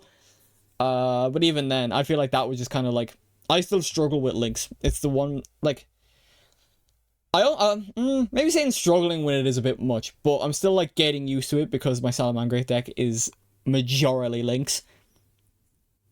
So, like, because you don't, like, I looked up Salamangreat, it's like, oh, there's fusion cards, and then I'm told that, oh, like, no one uses the fusion cards. It's like, oh, okay. Because I do have, like, Pyro Phoenix and Raging Phoenix and all those link cards, so I'm still getting used to it in a way. That is a I'm a very old duelist. Jaden forever. Yeah, Salah has so many links and combos. Yeah, there's so many, I'm still getting used to it. It's like the one thing I'm still kind of wrapping my brain around with Salamangreat is, my Cyber Dark deck did carry me to Platinum for the most part, but I kind of had a combo in mind already, and it was funny watching people kind of flounder once I got the big boss monster out. Like, I knew exactly how to get my Cyber Dark End Dragon out, and it was funny, like, going up against duels or people that would try and target my Cyber Dark End Dragon and then wonder why the hell it hasn't been destroyed because it's immune to all activated effects. And it's the funniest thing to witness as well. It's like, nope, you didn't read the card. It was ice. That's why I bought the deck outright. Like, I have it like on the shelf above me. I'm like, yeah, this deck is, even though it mightn't be like insanely competitively viable, it's so satisfying when you eventually do get Cyber Dark End out, and then they try and activate an effect to get rid of it, and then it stays there. I did have a backfire on me at one point though, where someone stole the card, and I was like, oh no, oh no. That might be clipped actually. It might be on my other socials. Oh, another nod to how Jaden fused himself with Yubel together. This is actually referenced in a later card we're going to look at, which depicts the moment that these two fused together, and ironically is the perfect card to use to make this monster. Now, yeah, Cyber Dark is really cool. It sucks they never got really good support compared to Cyber Dragon. Yeah, I did notice that. It does suck though. And then like I was thinking of making a Cyber Dragon deck, but at the same time it's like, I like the lore of, I think it was in the show where it's like Cyber Dark. It was a thing. I think it was season 4. That's why I'm like because I haven't seen season 4 GX, where the Cyber Dark deck doesn't take a toll on the body as long as you respect its power, which is why I was like, and also it's very Kaiba coded in a sense as well, because Zaid was basically meant to be the Kaiba of GX in a sense. So it's like, oh, that's so cool. So that was like another reason why I bought it, because I have partially a Blue Eyes deck, but there's a lot of Blue Eye support that I have to like finagle through, and I don't have all the cards. Really don't remember much besides Zane getting edgy and dark. I think in season 4, because he spoilers by the way for season 3, Zane was meant to have died, and then it turned out, oh, he's alive in season 4. Because after his duel with Jesse possessed Yubel, he went all out. He's like, if this is gonna be my final duel, I'm gonna put my foot in it type deal. So in season 4, which is the season I haven't seen, Zane is back, but he passes on his deck to Cyrus. So, and then it's like, and then I think Cyrus voiced concern about like, oh, but what happened to you? Like, will that happen to me as well? And I think it's like, oh, well, if you respect the power of the deck, you won't suffer the effects of it, or something like that. Because they had like a final duel together once Cyrus hit Obelisk Blue and stuff like that as well. So yeah. So hopefully, but like I said, I haven't seen season 4, so I don't know if that's exactly true. It could have been something I seen on a forum, and then I just took it at face value. It sounds cool as well, by the way. So if anything, it's my headcanon. If not, it's lore, and if not, well, then I'm just talking out my butt. So it's one of those 3 options at the very least. All right, let's keep going with the video. Yubel had some interesting monsters in her arsenal that she used in her final duels. Awesomely, they have all gotten upgraded archetypal retrains. Yes, I'm sorry. The Yubel playstyle. Really, Let's take a look at these, shall I don't we? remember Starting with much the besides original Zing. form, Oh, and never mind. then That's already see comment I what read. they I thought upgraded chat into. moved again. Golem must be first special summoned from your hand to your opponent's side of the Grinder field by Golem. special summoning 2 Grinder tokens in face-up attack position on your side of the field. If you special summon this monster, you cannot normal summon or set a monster during the same turn. Grinder Golem has been upgraded into Geist Grinder Golem. Its effect is you can only special summon Geist Grinder Golem once per turn. You can reveal 1 Yubel monster in your hand, special summon this card from your hand. Oh, it directly ties to Yubel now. Okay, that's cool. Then you can special summon the revealed monster to your field. Once per turn during damage calculation, if this card battles a Yubel monster, your opponent gains 3,000 life points. If you special summon Yubel while this card is in your graveyard, you can special summon this card to your opponent's field. Oh yeah. This monster on your opponent's So that's what you'd use to basically get you'd use a bell to attack into it, and then you do 3,000 damage. Oh, yo, Toasted, how's it going? We're just researching the Yubel deck that's meant to be coming out. Well, it's not a deck, but the Yubel support that's meant to be coming out tomorrow on Master Duel. If you attack into it, it will give you 3,000 life points. And you'll the 3,000 life points as well. If it's Yubel attacking it and everything. I love how Yubel new cards don't negate and just say the effect is destroy a Yubel monster. Yeah. which is pretty cool. To clarify, That what is these actually pretty monsters sick, though. are for, it's simply about putting a big monster onto the opponent's side of the field that you actually have something to wail into if your opponent's not bothering. This feels like the earliest version of a control deck. Yubel and Fiendsmith will go crazy. Yeah. This feels like the earliest version of a control deck. Like, if these cards existed back then. Fiendsmith is so broken. I'll have to look that up once we finish the video. I'm actually... This video was like 20 minutes long and I'm after like spreading this out to like 30 minutes. Put any monsters on the field, which could be considered a weakness to Yubel archetype. So luckily, we have a monster to sort that out. Yeah, that's cool Next though. up, we have Samsara Lotus.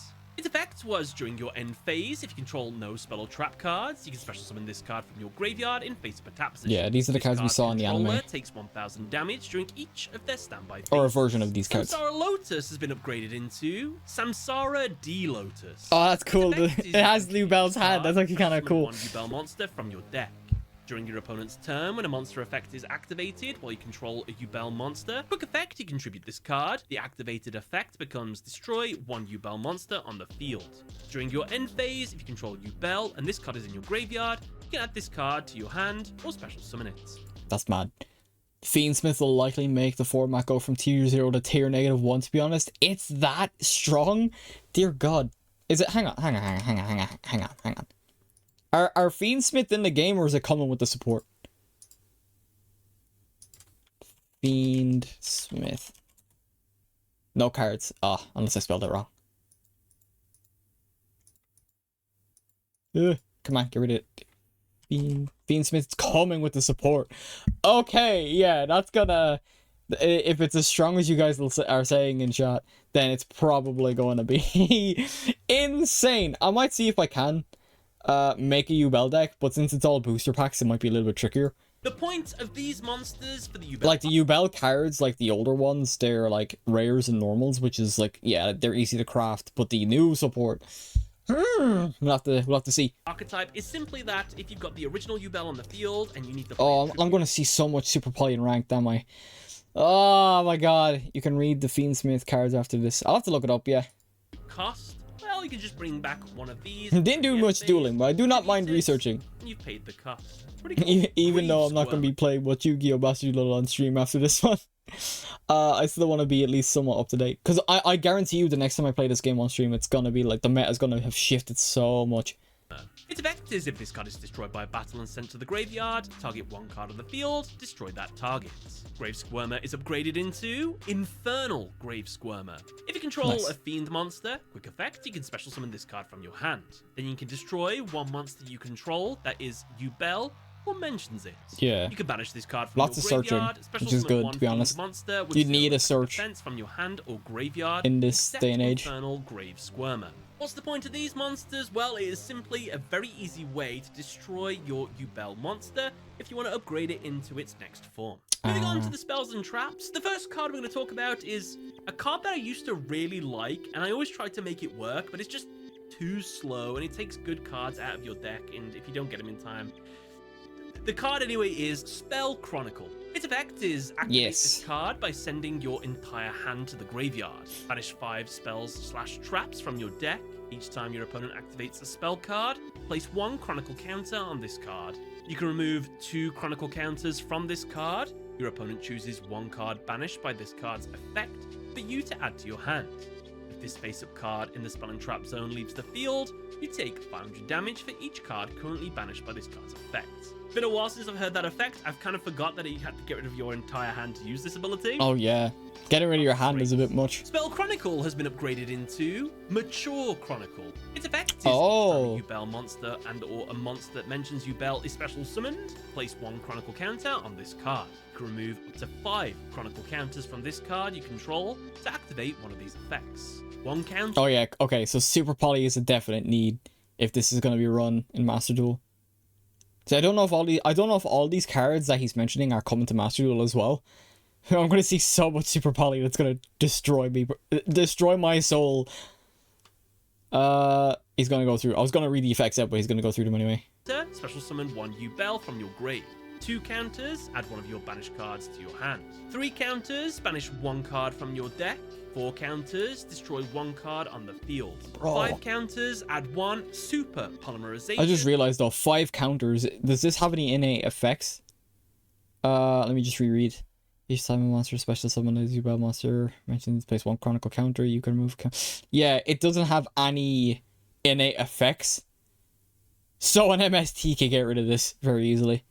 Mature Chronicle searches poly, I think. Yeah, it says it at the bottom there. You add 1 super polymerization from your deck to your hand, but you need 5 Chronicle counters.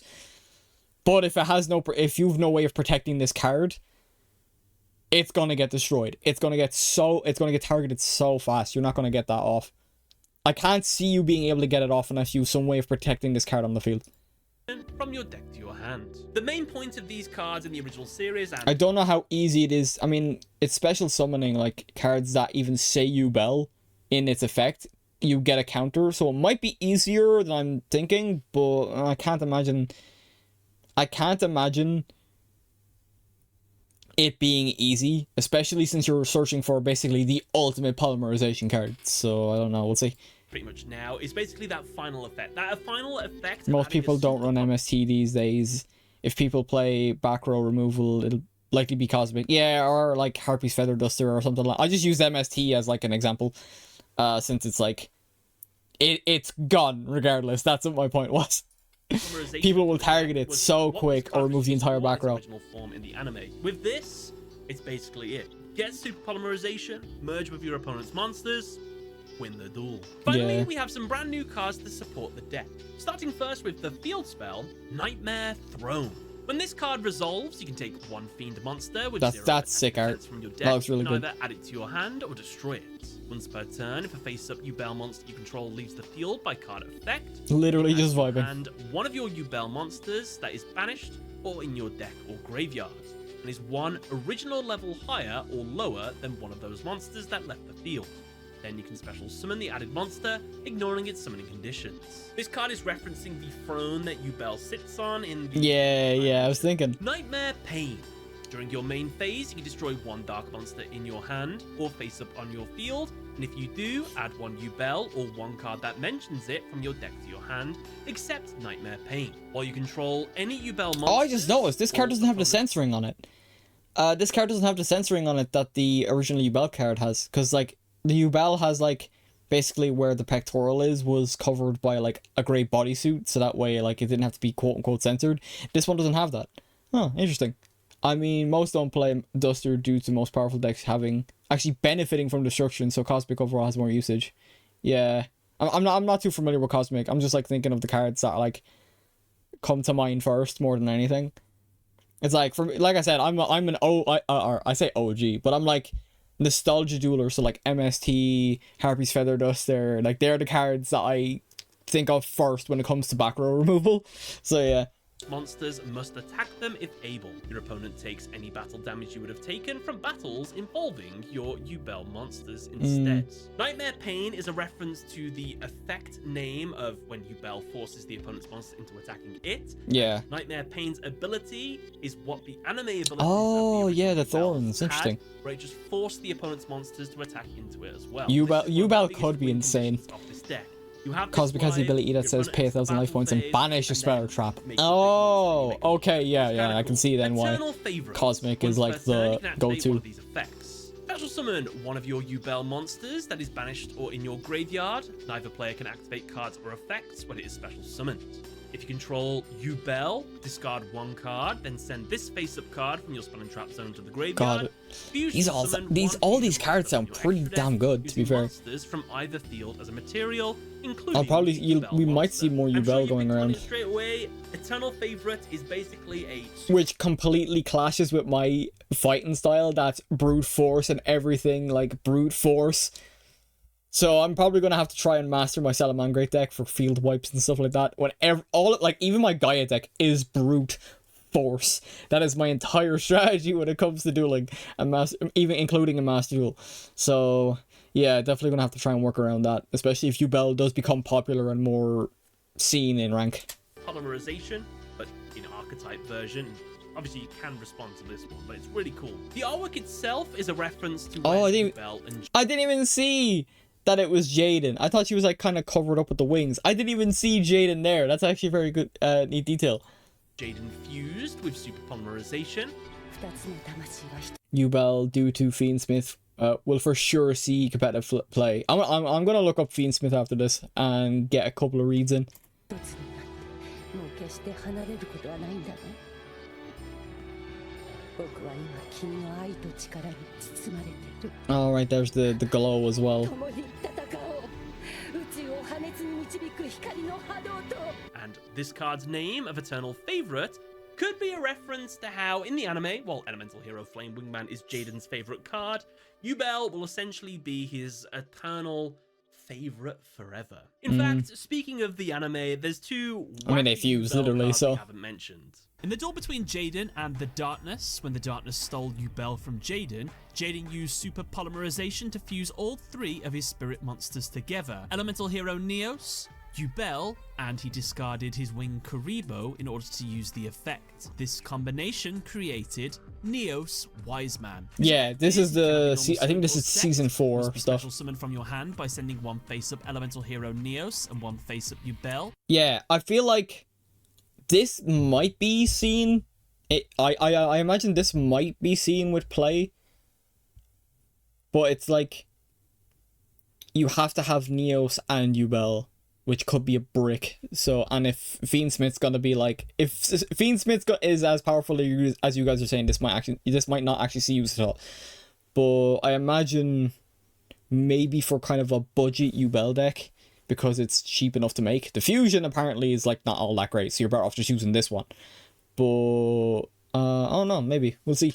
You control I'll be curious to see if it does graveyard actually cannot show be up special summoned by other ways. in This card duels. cannot be destroyed by card effects. At the end of the damage step, if this card battled opponent's monster, inflict damage to your opponent equal to the attack of the monster it battled. Yeah, and you gain its you defense life points. equal to that That's monster's mad. defense. You can see in the background of this you card's gain its artwork defense as life references points, to excuse both me. Yubel and Neos that make up this monster's art. However, this monster will be criticized heavily by Yu-Gi-Oh players, as to get this monster out, it would require you to have Yubel on the field, And Neos on the field, and this card in your hand, making it a very awkward monster to get out. The Okay, solution so to that this he said would it be himself, just to yeah. make it a fusion monster.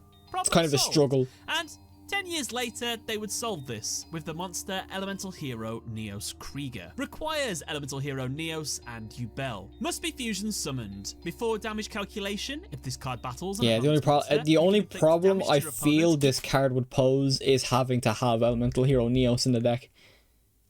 That's the only thing, and I think I fucking dismantled my... I think I dismantled my Neos because I was scrounging materials at the back of a dumpster for my Salamangrite deck, just trying to get like the crafteds needed, so I didn't have to like fully like pull and spend all my gems on packs. To the opponent's monster's attack. If this face-up card you control is destroyed by battle or leaves the field because of an opponent's card effect, you can special summon one Neos Wise Man from your hand. But yeah, I can see Neos being an ignoring its issue summoning conditions. You can only use to some this effect extent. of Elemental Hero Neos Krieger once per turn. And with that, that is the new and improved Yubel archetype done. Want to watch Yubel in action? I have a video right here. Why is Or Neos perhaps UR anyway? It should be like a rather watch rare. this one Yeah, right here, where you can do that if you want. it's probably due hope you all enjoyed to. this. It's probably due to. Here, I'll stop over here for a sec. It's probably due to the fact that it's like a character. It's a character's main monster. I'm pretty sure most of them are. Is Utopia? Utopia. Yeah, Utopia is a UR. Dark Magician's a UR. Neos. Elemental Hero Neos is a UR. I actually think Spirit and Neos is an SR, which is actually kind of crazy. Hang on. Spirit. Yo, thanks for the follow. Appreciate it. Thank you very much. Yeah, I think all, if not most of the... Here, I'll put on some music in the meantime. I'll look up this stuff. But yeah, I think, like, pretty much every protagonist card is a UR. Odd Eyes,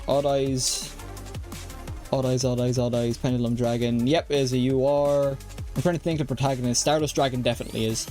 Stardust Dragon. Stardust Dragon. Where's that?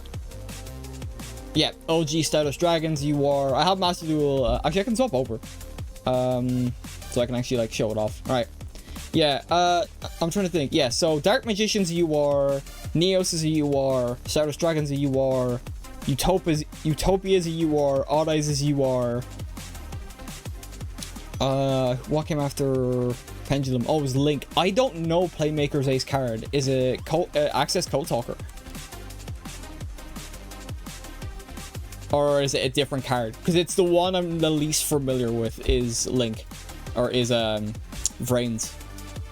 This feels like it's his it's his. I don't know if it is. Let me double check. It's access code. Okay, yeah. So they all fall into the same category of it's a protagonist's main or like bait or like best monster, so it's a UR. So that's probably why. But yeah, I can totally see why like Neo should be maybe something less, but because it falls into the protagonist category, it is a UR. But like I'm sorry, I think most rivals are URs as well. So like right, so Kaiba, I know Blue Eyes is a UR. Zane's, I tried typing Zane. Cyber End Dragon is UR, I think. Cyber End Dragon's UR, yeah. Dark End Dragon's a UR. We've got Yubel. Yubel's cards, funnily, aren't, despite her being literally the main antagonist for like 3 seasons. They're all like rares and normals, which is kind of mad. Yeah, even Neos Wiseman is a rare. This one's a UR as well, though. Well, I mean, yeah, I suppose this is meant to be like the boss monster, but it doesn't really count. It's not in Yubel's deck. It's in Jaden's deck at the end at the 4th season. Red Eyes is also a UR. And that one's mad.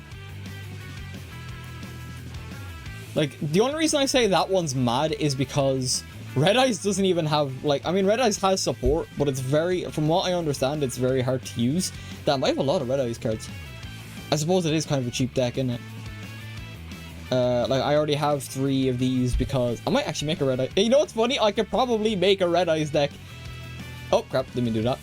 I could probably make a Red Eyes deck, funnily enough. Unless I need some other cards. Yeah, like Flare Dragon. They have a lot of support, but bad support. Yeah, that's what I've been seeing and heard. Unless you get Dragoon, which I don't think is in this game. Red Eyes. Yeah, Red Eyes Dark Dragoon isn't in this game, which is wild, but that card is also, like, basically the best card for a Red Eyes deck. Red Eyes Dark Dragoon is banned. Alright, I'll just type in Dragoon. Yeah, but it's not even in, like, the game. I know it's banned, but it's the fact that it's not even in the game. Because it would have shown up. It would have shown up here. Because it's that bloody strong.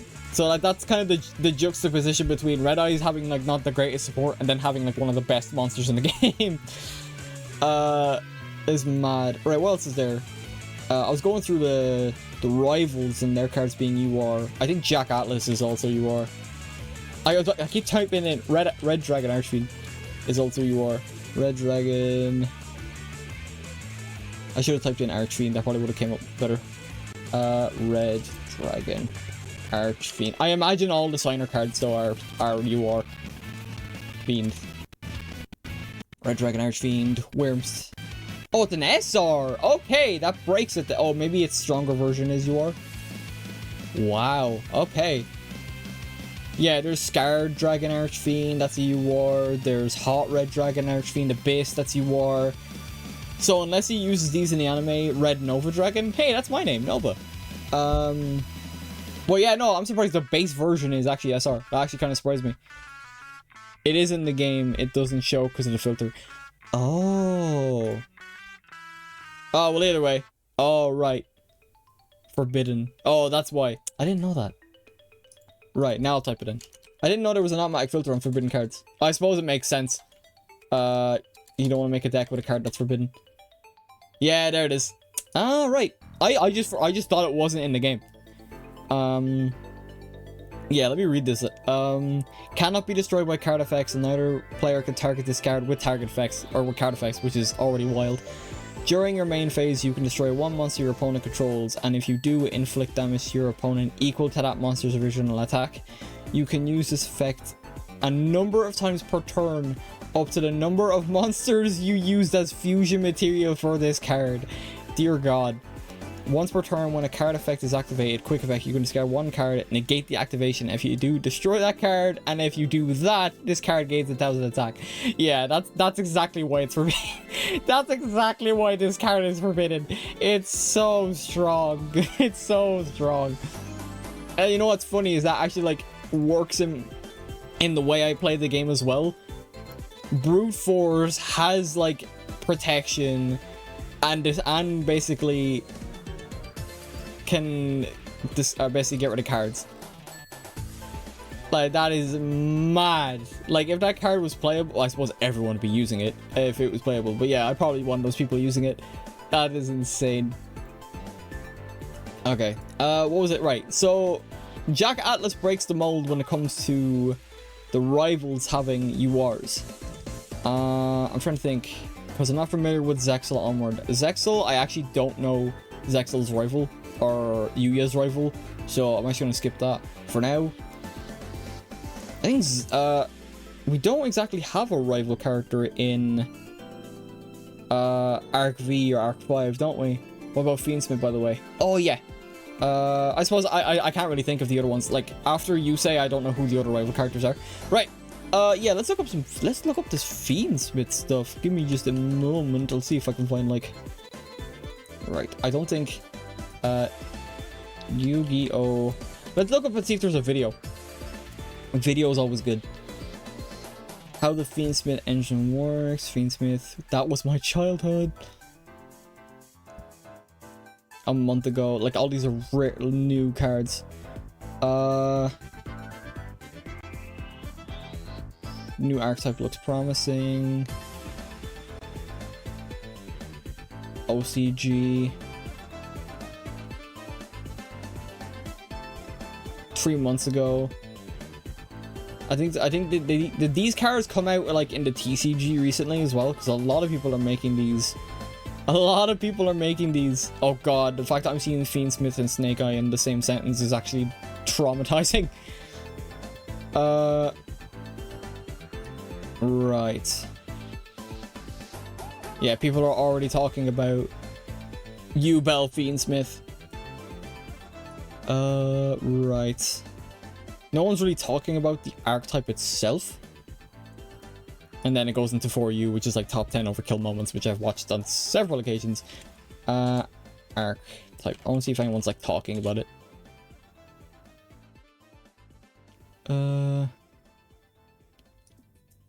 How good is Fiendsmith archetype?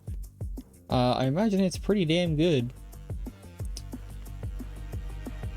Oh, Fiendsmith is a bad archetype. It's an engine. Oh, okay, right. I'm confusing myself.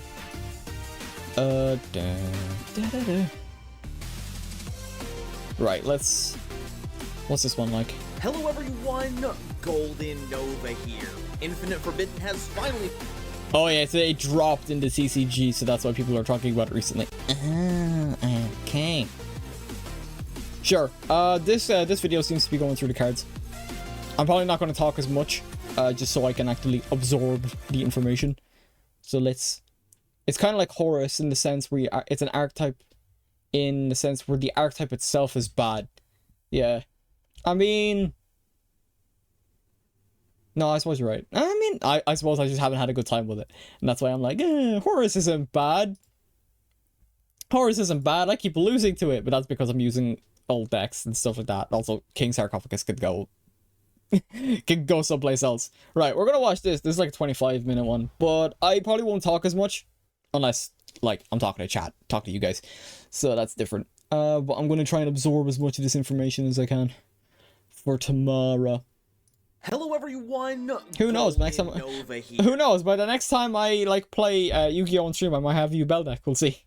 Infinite Forbidden has finally been released in the OCG, which means it's Oh, time OCG, to never mind. crack open those packs and sup upon the delicious knowledge that lies within. And I can't think of a better starting point than today's subject. Hitting the scene with a look ripped straight out of Tetsuya Nomura's sketchpad, this mashup between Dante from Devil May Cry and Axel from The Kingdom Hearts is here Yo, to that's hunt right down up my demons, alley. grind them up for raw material, then forge an even more despicable devil from its components, the Fiend Smith. So let's get our rear end gear, max out that combo gauge, and get ready to show the world your slick moves. Strap in, cause this party's getting crazy. Let's God, the cutscenes are chunky in this day and age. rock. What is that, like 120p? Alright. And now, Yeah, that's my name, word Noble. about today's sponsor. Nope. So, what's the deal with Skip. Well, they're a series of light attribute fiend monsters, and they love the number 6, as any true demonic denizen would. Interesting. You'll see it and multiples of it crop up a lot over the course of this video, but mechanically we're a fusion deck that has a little Link spice to it. Basically, our fusions are continually upgrading forms of the Fiend Smith himself, while the Link monsters represent the various gadgets and weapons wielded by him, with many of our effects caring about how many links we have attached to our monsters. A lot of the effects also care about light fiends in general, which means a couple very specific themes get a huge boost thanks to these cards. So get ready to hear about Magical Musket and Fabled. Wait, is Yubel? Oh god. Is that why? Is Yubel a light monster? No, Yubel's a dark fiend. Huh. Right, I might be jumping the gun. Let's continue. Later in the video.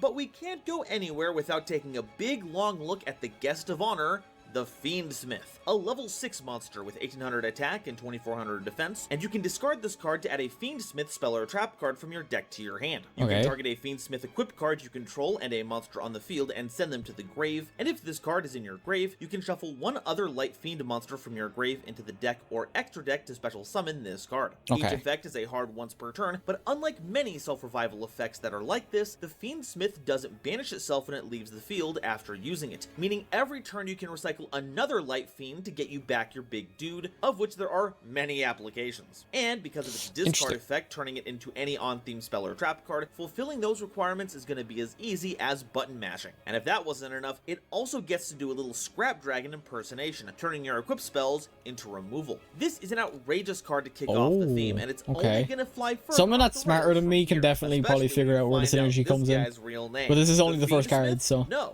the Fiend Smith.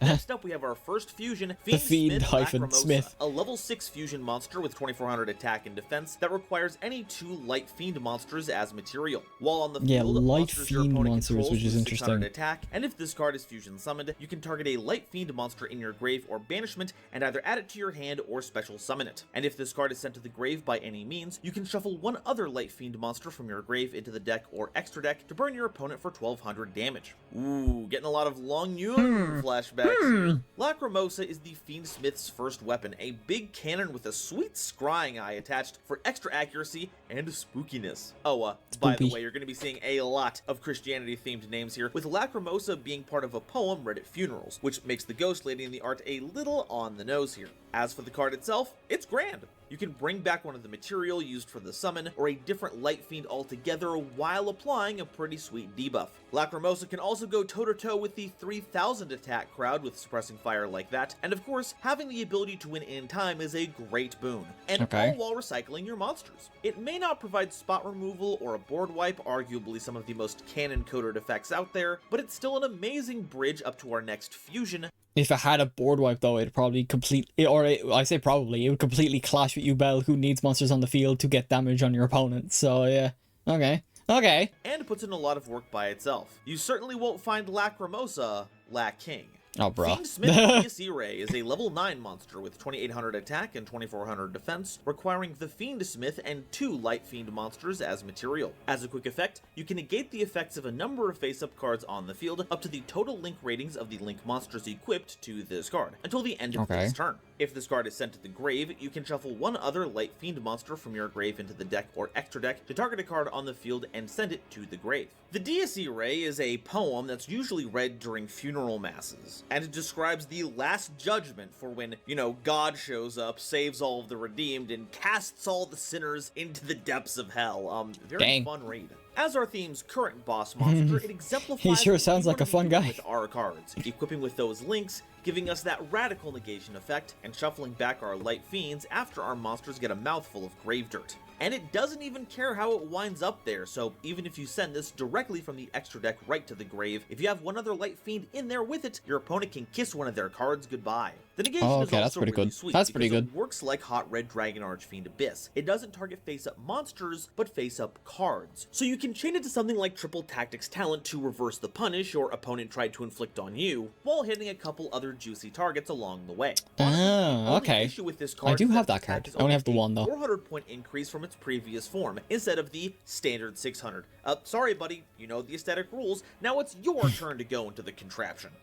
Fiendsmith Requiem is a Link 1 monster with 600 attack, requiring any Light Fiend monster as material, and you can only special summon copies of this card once per turn. During the main phase, as a quick effect, you can tribute this card to special summon a Fiendsmith monster from your hand or deck. You can also target a non-Link Light Fiend monster you control and equip this card to it from the field or grave, with an effect that gives the equipped monster a 600 attack boost. This monster is named for the Catholic Mass, the Requiem, though it has been used to currently still struggling to see how Yubel works here. The only monster you can summon off of this effect is unless the Yubel cards. Actually, no, never mind. I was gonna say some of the other upgraded monsters work, but that type and attribute combination can use this to pivot into Fiendsmith cards. And while this means you won't be discarding it for its spell and trap search, barring some kind of self-compulse, by equipping Requiem, the Fiendsmith now has access to its removal effect. Historically, Link 1s have been very powerful, and this feels like it's gearing up to continue that. That's why Link Revo is like limited, if not banned in the CCG. That they'll be coughing up blood. Fiendsmith Sequentia is a I'll explain the combo if the video doesn't, don't worry. No problem, thanks. I'm just trying to like figure it out myself as well as we go along. Because like even like in a lore perspective, Yubel being a light monster doesn't make sense. Because the whole point of her is like, oh, we're gonna defeat the light because the light's evil in the lore. I can't remember the exact name of it. It's like, oh, I think it's called the Light of Destruction. That's what it's called. So like it doesn't, because there's gentle darkness and then Light of Destruction, I think. So like it wouldn't make sense for Yubel to be a light fiend, but I think the light part isn't the part I should be focusing on. Monster from your extra deck by shuffling materials from your grave into the deck. You can target a non-Link Light Fiend monster you control and equip this card from your field or grave to that monster as an equipped spell, with an effect that keeps your opponent from targeting the equipped monster with card effects. Sequentia is named for the chants that accompany the music for Requiems, which makes sense because this makes for a perfect monster to go into after you've made use of Requiem. It does a really good job at pumping out your own fusions. Heck, if you use 2 Light Fiends as material, that's Lacrimosa for you right there. But keep in mind that this can fusion summon any fiend monster, just so long as all the material is in your grave. This means we can make Armatael the Chaos Phantasm, the Phantom of Fury mode specifically, Baphomet the Mythical King of Phantom Beasts, Crimson Nova Trinity the Dark Cubic Lord, all manner of DDDs and Fright Furs, Despians, and then you can just link it off for something else, or hard fuse it so it goes to the graveyard, and then you get to equip it to give targeting protection to one of your fiends. A fantastic combination with Dies Irae. But what wait, hang on, let me reread. During your main phase, you can summon one fiend monster from your extra deck. We shuffle material from your graveyard deck into the graveyard into the deck. Okay, I can see that would be a good way to get the fusion Yubel out. Maybe you can target one non-link Light Field monster you control, equip this card to graveyard. Your opponent can target the equipped monster with card effects. Okay, that first effect could be good.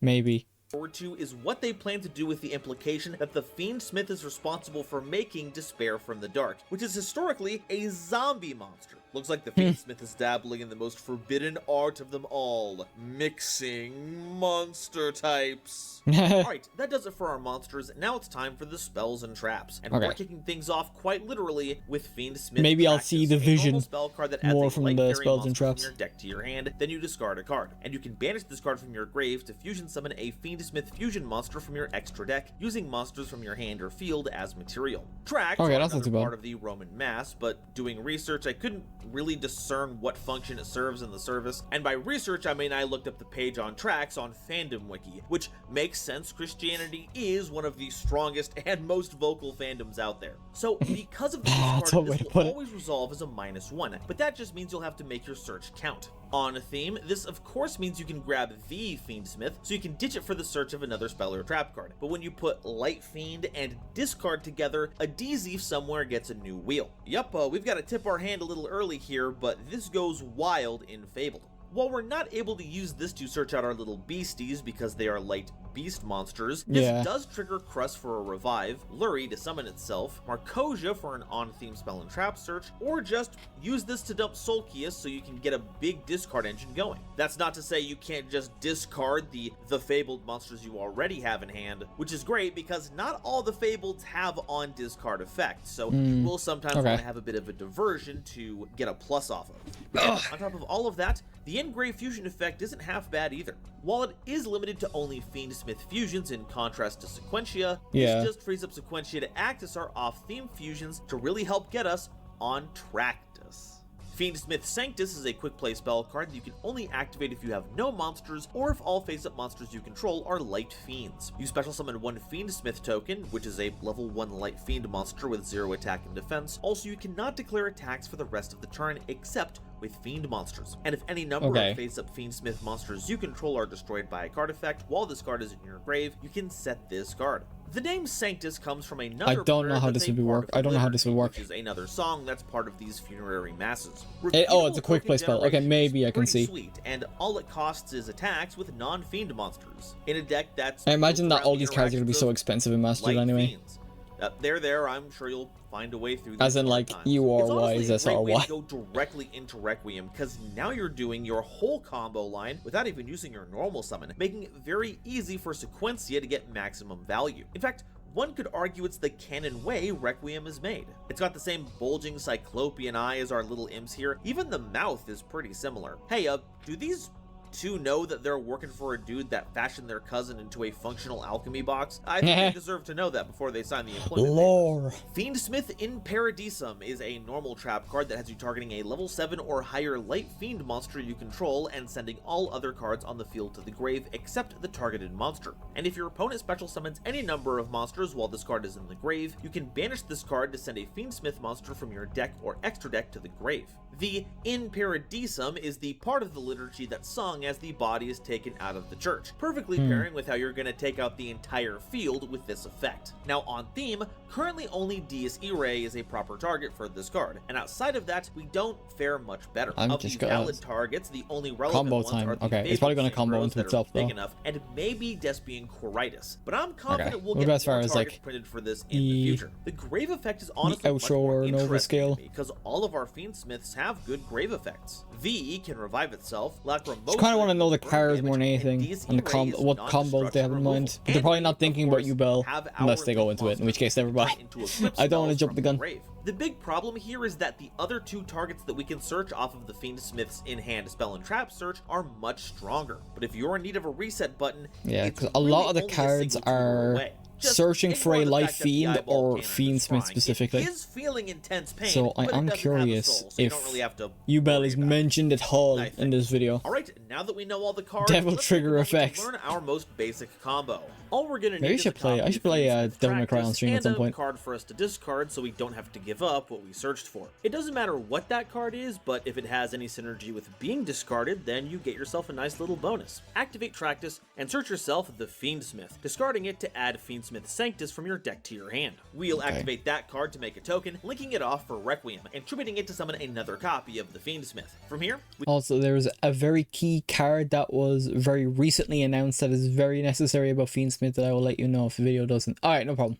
We can equip the Requiem and pop it for some removal if need be, but once that's done, we shuffle the Requiem. This is like a couple month old video though, so that's probably, if it was only very recently announced, it's probably not going to be mentioned. Banishing it to fusion But summon let's for see. Lacrimosa using our 2 Fiendsmiths. Then when fusion summoned, use its effect to bring back one of the Fiendsmiths. And from here, you've got yourself a few options. You can overlay V and Lacrimosa for a DDD Wave High King Caesar to get you some summon effect negations, or you can link them both off into Sequentia, shuffling back the 2 Fiendsmiths and the Lacrimosa to make Dies Irae. Then you can just equip the Sequentia from field right onto your new fusion for a quick double negate and some provided targeted protection. Nice. Alright, so that's all the info I have on Fiendsmith, but what do we do with them? At the moment, we don't really have much more of a game plan than make boss monster and interrupt our opponent's stuff until we chip away all of their life points, which isn't too dissimilar from most decks that are kind of aimless. Until we get a more fleshed out wave of support, Fiendsmith is here to throw its support behind other archetypes. So let's see what Light Fiends Okay, so they're going to mention the engine. Okay. Fabricator.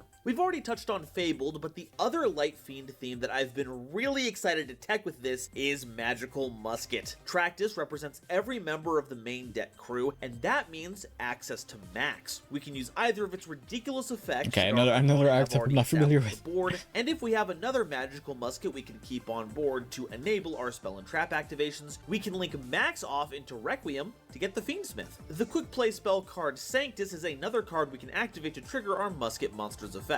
And if we want to be really bonkers about this, the rarely used Mastermind Zachiel has a big enough level to target within Paradisum. It even clears out the Magical Musket continuous trap How good card is if it Magical becomes a Musket, by but the way? it's not just archetypes, there are single monsters in diverse strategies that now have a dedicated search card, making them even more powerful. Kind of just like Magnificent vibing this one Magic since Key is they're a not going into much must-have detail. monster to have in your opening hand in Magic Key, and if you pitch a level 4 or lower normal monster for Tractus, you can Musket's pretty revive good. it with Oh, yeah, Magic that's Key cool. Summon, no problem. Astral Karibo is a huge get when it comes to Utopia or number decks, so having more copies of More it is pretty Xyz stellar. support. There's even a way to use this in Heroes, since it can grab you Evil Hero with Dusted Gold. But perhaps Oh, the Evil most Hero, dear infamous God. card it's fated to We're getting search closer to is Yubel. Majesty's Fiend, a 1 tribute monster that prevents They both mightn't players mention from it. activating monster effects.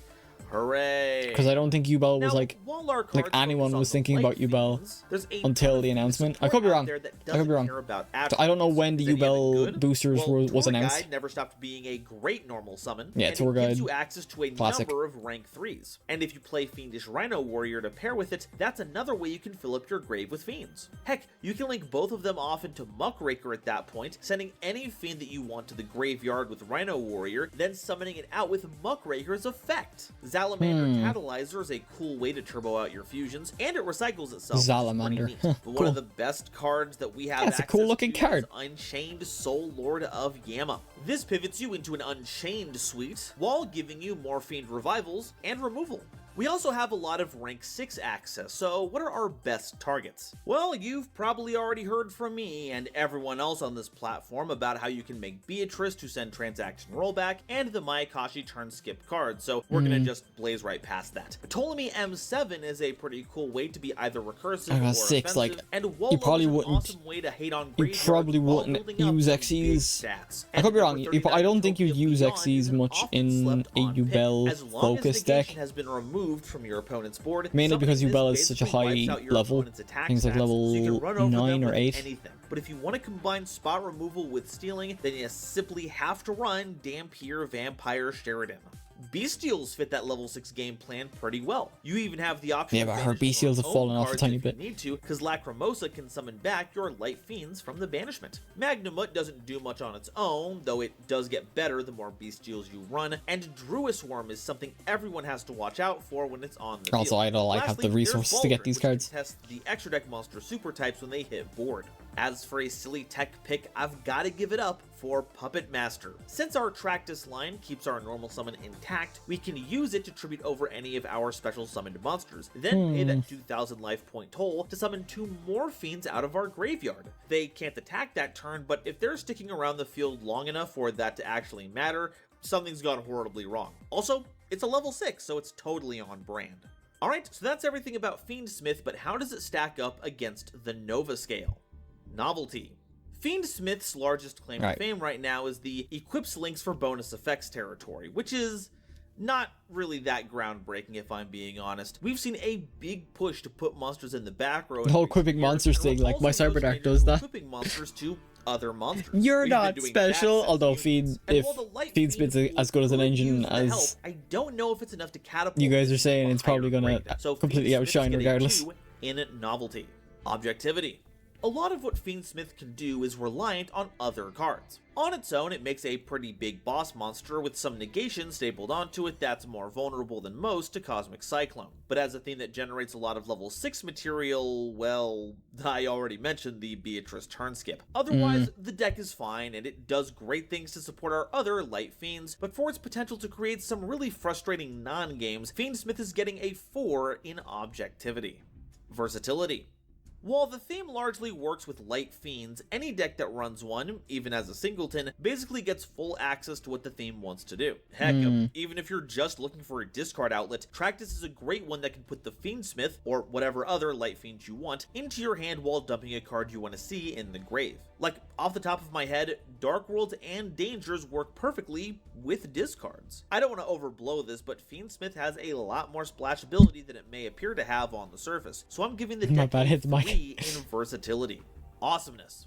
I've been enamored with this theme since it came out, but the more I think about it, honestly, the more underwhelmed I get. You've literally got a Devil Forge Master crafting weapons from their fallen foes, but our roster is so small right now that it doesn't really sell the fantasy of the decked out Daredevil and Toto with forces from beyond our world. I'm sure this will get fixed up once we get more cards, and I certainly hope they push the envelope to do some wild things, but for now, it just feels sadly generic. So Fiendsmiths get a 3 in awesomeness, meaning they walk away with a 12 out of 20 on the Nova scale.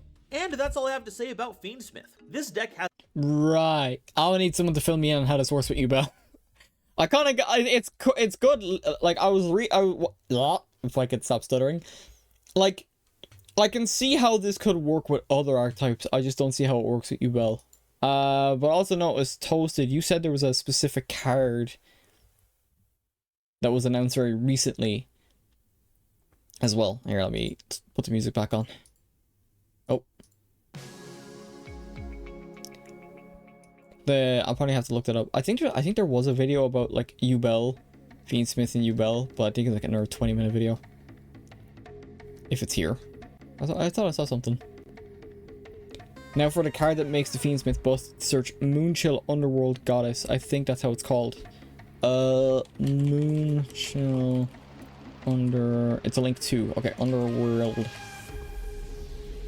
Goddess. Yeah.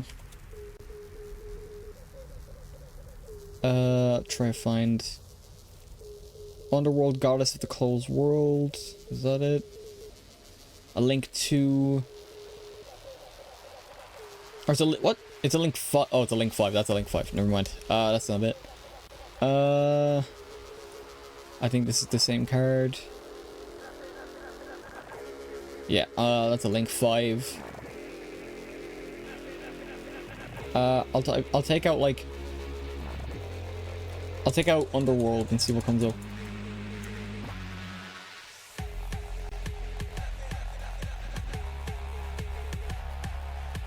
It might be Moonlit. I don't know the first part of the name. Oh, okay. Right. Let's try that then. Moonlit. Yeah, the only one that keeps wait.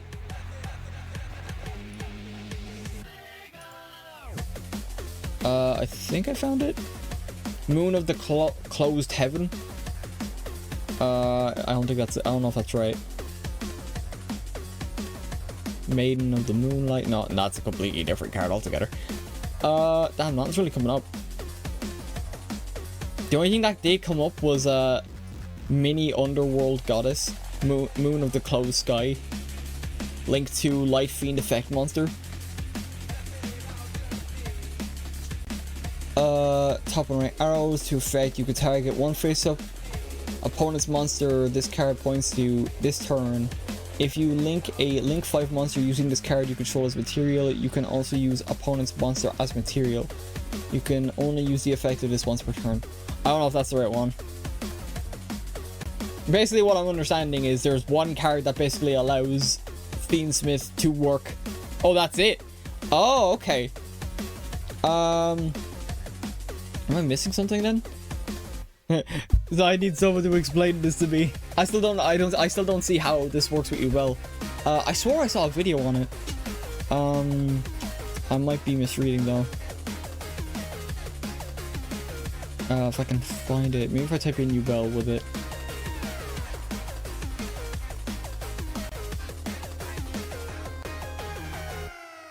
The reason why is because it's a generic Link 2 that's a light fiend, which allows you to summon the Link 1. Okay. I'm gonna type in Fiendsmith. Yubel. Let's see what comes up.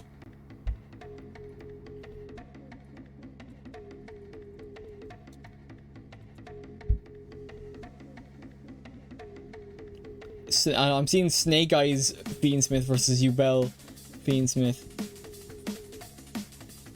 Broken one card Yubel Fiend Link combo featuring Fiendsmith. Oh, excuse me. Okay, so there are a couple of people talking about it. Yu-Gi-Oh! Fiendsmith. Jaden is now God tier, a new Yu-Gi-Oh! Phantom of Yubel fusion deck. Oh, that's like just the deck itself. That's just Yubel basically. Okay. Yeah, I feel like it's gonna be like a lot more research because I'm not a smart. This is why a lot of my decks are brute force, so for like actual thinking and strategy. That's why I'm like I wouldn't say yeah, I'm kind of struggling to like get my grasp on Salamangreat simply because it's so different to what I'm used to playing. I'm literally just like put monster down, fuse or synchro or link or whatever, and then dive headfirst into battle type deal. I'm so used to that type of gameplay. Think about it this way. Thanks to the Link 2, any deck that can summon 2 monsters can end the game on 3 negates, or can end on 3 negates, and if the deck happens to have fiends, it becomes even better. Yeah, okay, yes, and Yubel is pretty much all fiends. Let me look up the Yubel cards. I looked them up before. Yeah, actually, I'll probably end up looking them up tomorrow when they're actually out. But yeah, yeah. So like a lot. I think there's a Master Duel live stream happening. I won't be able to stream it unfortunately because I got some IRL stuff to be doing. Let me look it up here, because I know Master Duel announced it. I follow that Twitter. Master Duel. When's the live stream? The Light Fiend specifically does help, but even just regular fiends still get support. Yeah, the Light Fiend thing was the one I was kind of hung up on, and then as I was watching the video about Fiendsmith, I was like, oh, I don't see how this would work, considering Yubel isn't. But yeah, want to learn about about Master Duel, the upcoming Eternal Partners and Xyz Explosion selection packs, and an exciting new secret pack? Join us for this month in Master Duel tomorrow at 6:30 British Standard Time over on twitch.tv/Yu-Gi-Oh! Card EU. Yeah. It is interesting. The Light Fiend only matters for the links which you can summon with the Link 2. Yeah. Interesting. They didn't show off the cards already today. They're gonna show them off tomorrow. I mean, the cards already exist, I suppose. Well, like the whole pack. I suppose that would kind of defeat the purpose of the live stream. I don't know. I'll probably have to watch that. Maybe I'll grab some dinner and watch that. We'll see. But yeah, all right. We didn't play much today, but I think it was still rather productive. I'm curious. I'm very interested in getting maybe making a Yubel deck. I think it could be fun. Let me just quickly. I'll knock off the game. We didn't play much, but it's all good. If anything, maybe I'll play it next week. We'll see. If I can't come up with a story game to play out of the ones I listed earlier, which were Kingdom Hearts, Doom, BioShock, or Deus Ex Human Evolution, it might be more Master Duel. We'll see. But yeah, I don't know. We'll see. By the way, Snake Eyes are being talked about because they swarm the field and make that 2-monster requirement easily completed. Yeah. I hear, like, Snake Eyes is just an oppressive force, like. So that's why I'm like, when I saw Fiendsmith and Snake Eyes, I was like, oh, God, no, please. And even then, I'm not even that, like, I got as far as, Platinum's the highest rank I've ever gotten. Like, I'm very much a casual player most of the time. Hence my deck choice. But yeah, no, it's just, the stuff is looking good. I'm more interested in Yubel possibly because of the fact that I'm very much a legacy type person. Like Blue Eyes, Dark Magician, Elemental Hero. Although I hear Elemental Hero is pretty effing, like, strong. Considering. So, yeah. No, I said it's a good place to call it. We learned a lot today. This was going to be a shorter stream anyway. Because I was curious. I was just going to keep playing. I kind of just put Yu-Gi-Oh on the schedule because it's like I haven't been feeling the mood to play Yu-Gi-Oh. That's what I'm saying. Like, this will probably be the last Yu-Gi-Oh stream for a little bit. Just until I can kind of build up. I put my all into like getting to platinum with the decks that I had, and it was a struggle. So it was, because everyone was using like the decks that you would expect people to be using. E-heroes on their own aren't strong, but when combined with other heroes, they are. Yeah, that's what I mean. Like, so like not even just elemental heroes, but it works with other cards. But yeah, right. I think we're gonna call it there though. But yeah, we're gonna call it there. I want to go grab some food, chill out. I gotta do some editing, and we'll do Yu-Gi-Oh again some other day. Destiny Heroes are very good. Yeah, it's that Destiny Heroes are the one I see a lot of. Oh crap! I don't see a lot of E heroes. Evil heroes specifically. I don't see a lot of. I could be wrong. It's been a while since I've seen an elemental hero deck, and even then it destroyed me when I did see it last. So yeah. But until then, we're gonna call it there. So we have nothing tomorrow, and then we're back on basically Final Fantasy 14 has completely taken over my life again. So we'll be doing that on Friday because I'm still on the grind. Gotta get our classes leveled up there. Yu-Gi-Oh! I can't give a timeline as to when I feel like playing it again. Like, I'll feel like playing it when I feel like playing it. It is what it is. Take it easy, Toasted. Thanks for tuning in. And thanks for the follow again. I appreciate it. But yeah, hope you guys tune in for my other non-Yu-Gi-Oh! Stuff as well. Yu-Gi-Oh! Surprisingly popped off a lot harder for me than I thought it would, considering I kind of base myself on being a variety channel. So seeing that you guys actually like the Yu-Gi-Oh! Stuff a lot actually makes me very happy. So if you do like to see more, please hit the follow button. It does a lot to help me out. It shows where your interests lie, and I'll do my best to bring that content to you more and more and more. I could make some YouTube-centric videos. Sorry, Yu-Gi-Oh! Centric videos on YouTube, but we'll see. I have nothing exactly planned, but hey, you never know. Right now I'm working on the Dawn Trail playthrough and getting that edited. So that's on the foreground of my mind. But yeah, we're gonna call it there. I could go into plans all day and it would just be yapping at this point. So I hope you all have a wonderful morning, afternoon, evening, and good night. This is your Cyber Hacker Nova signing off. And I'll see you guys next time when we're back on Final Fantasy 14, because it has sucked me into the rabbit hole once again. Peace out.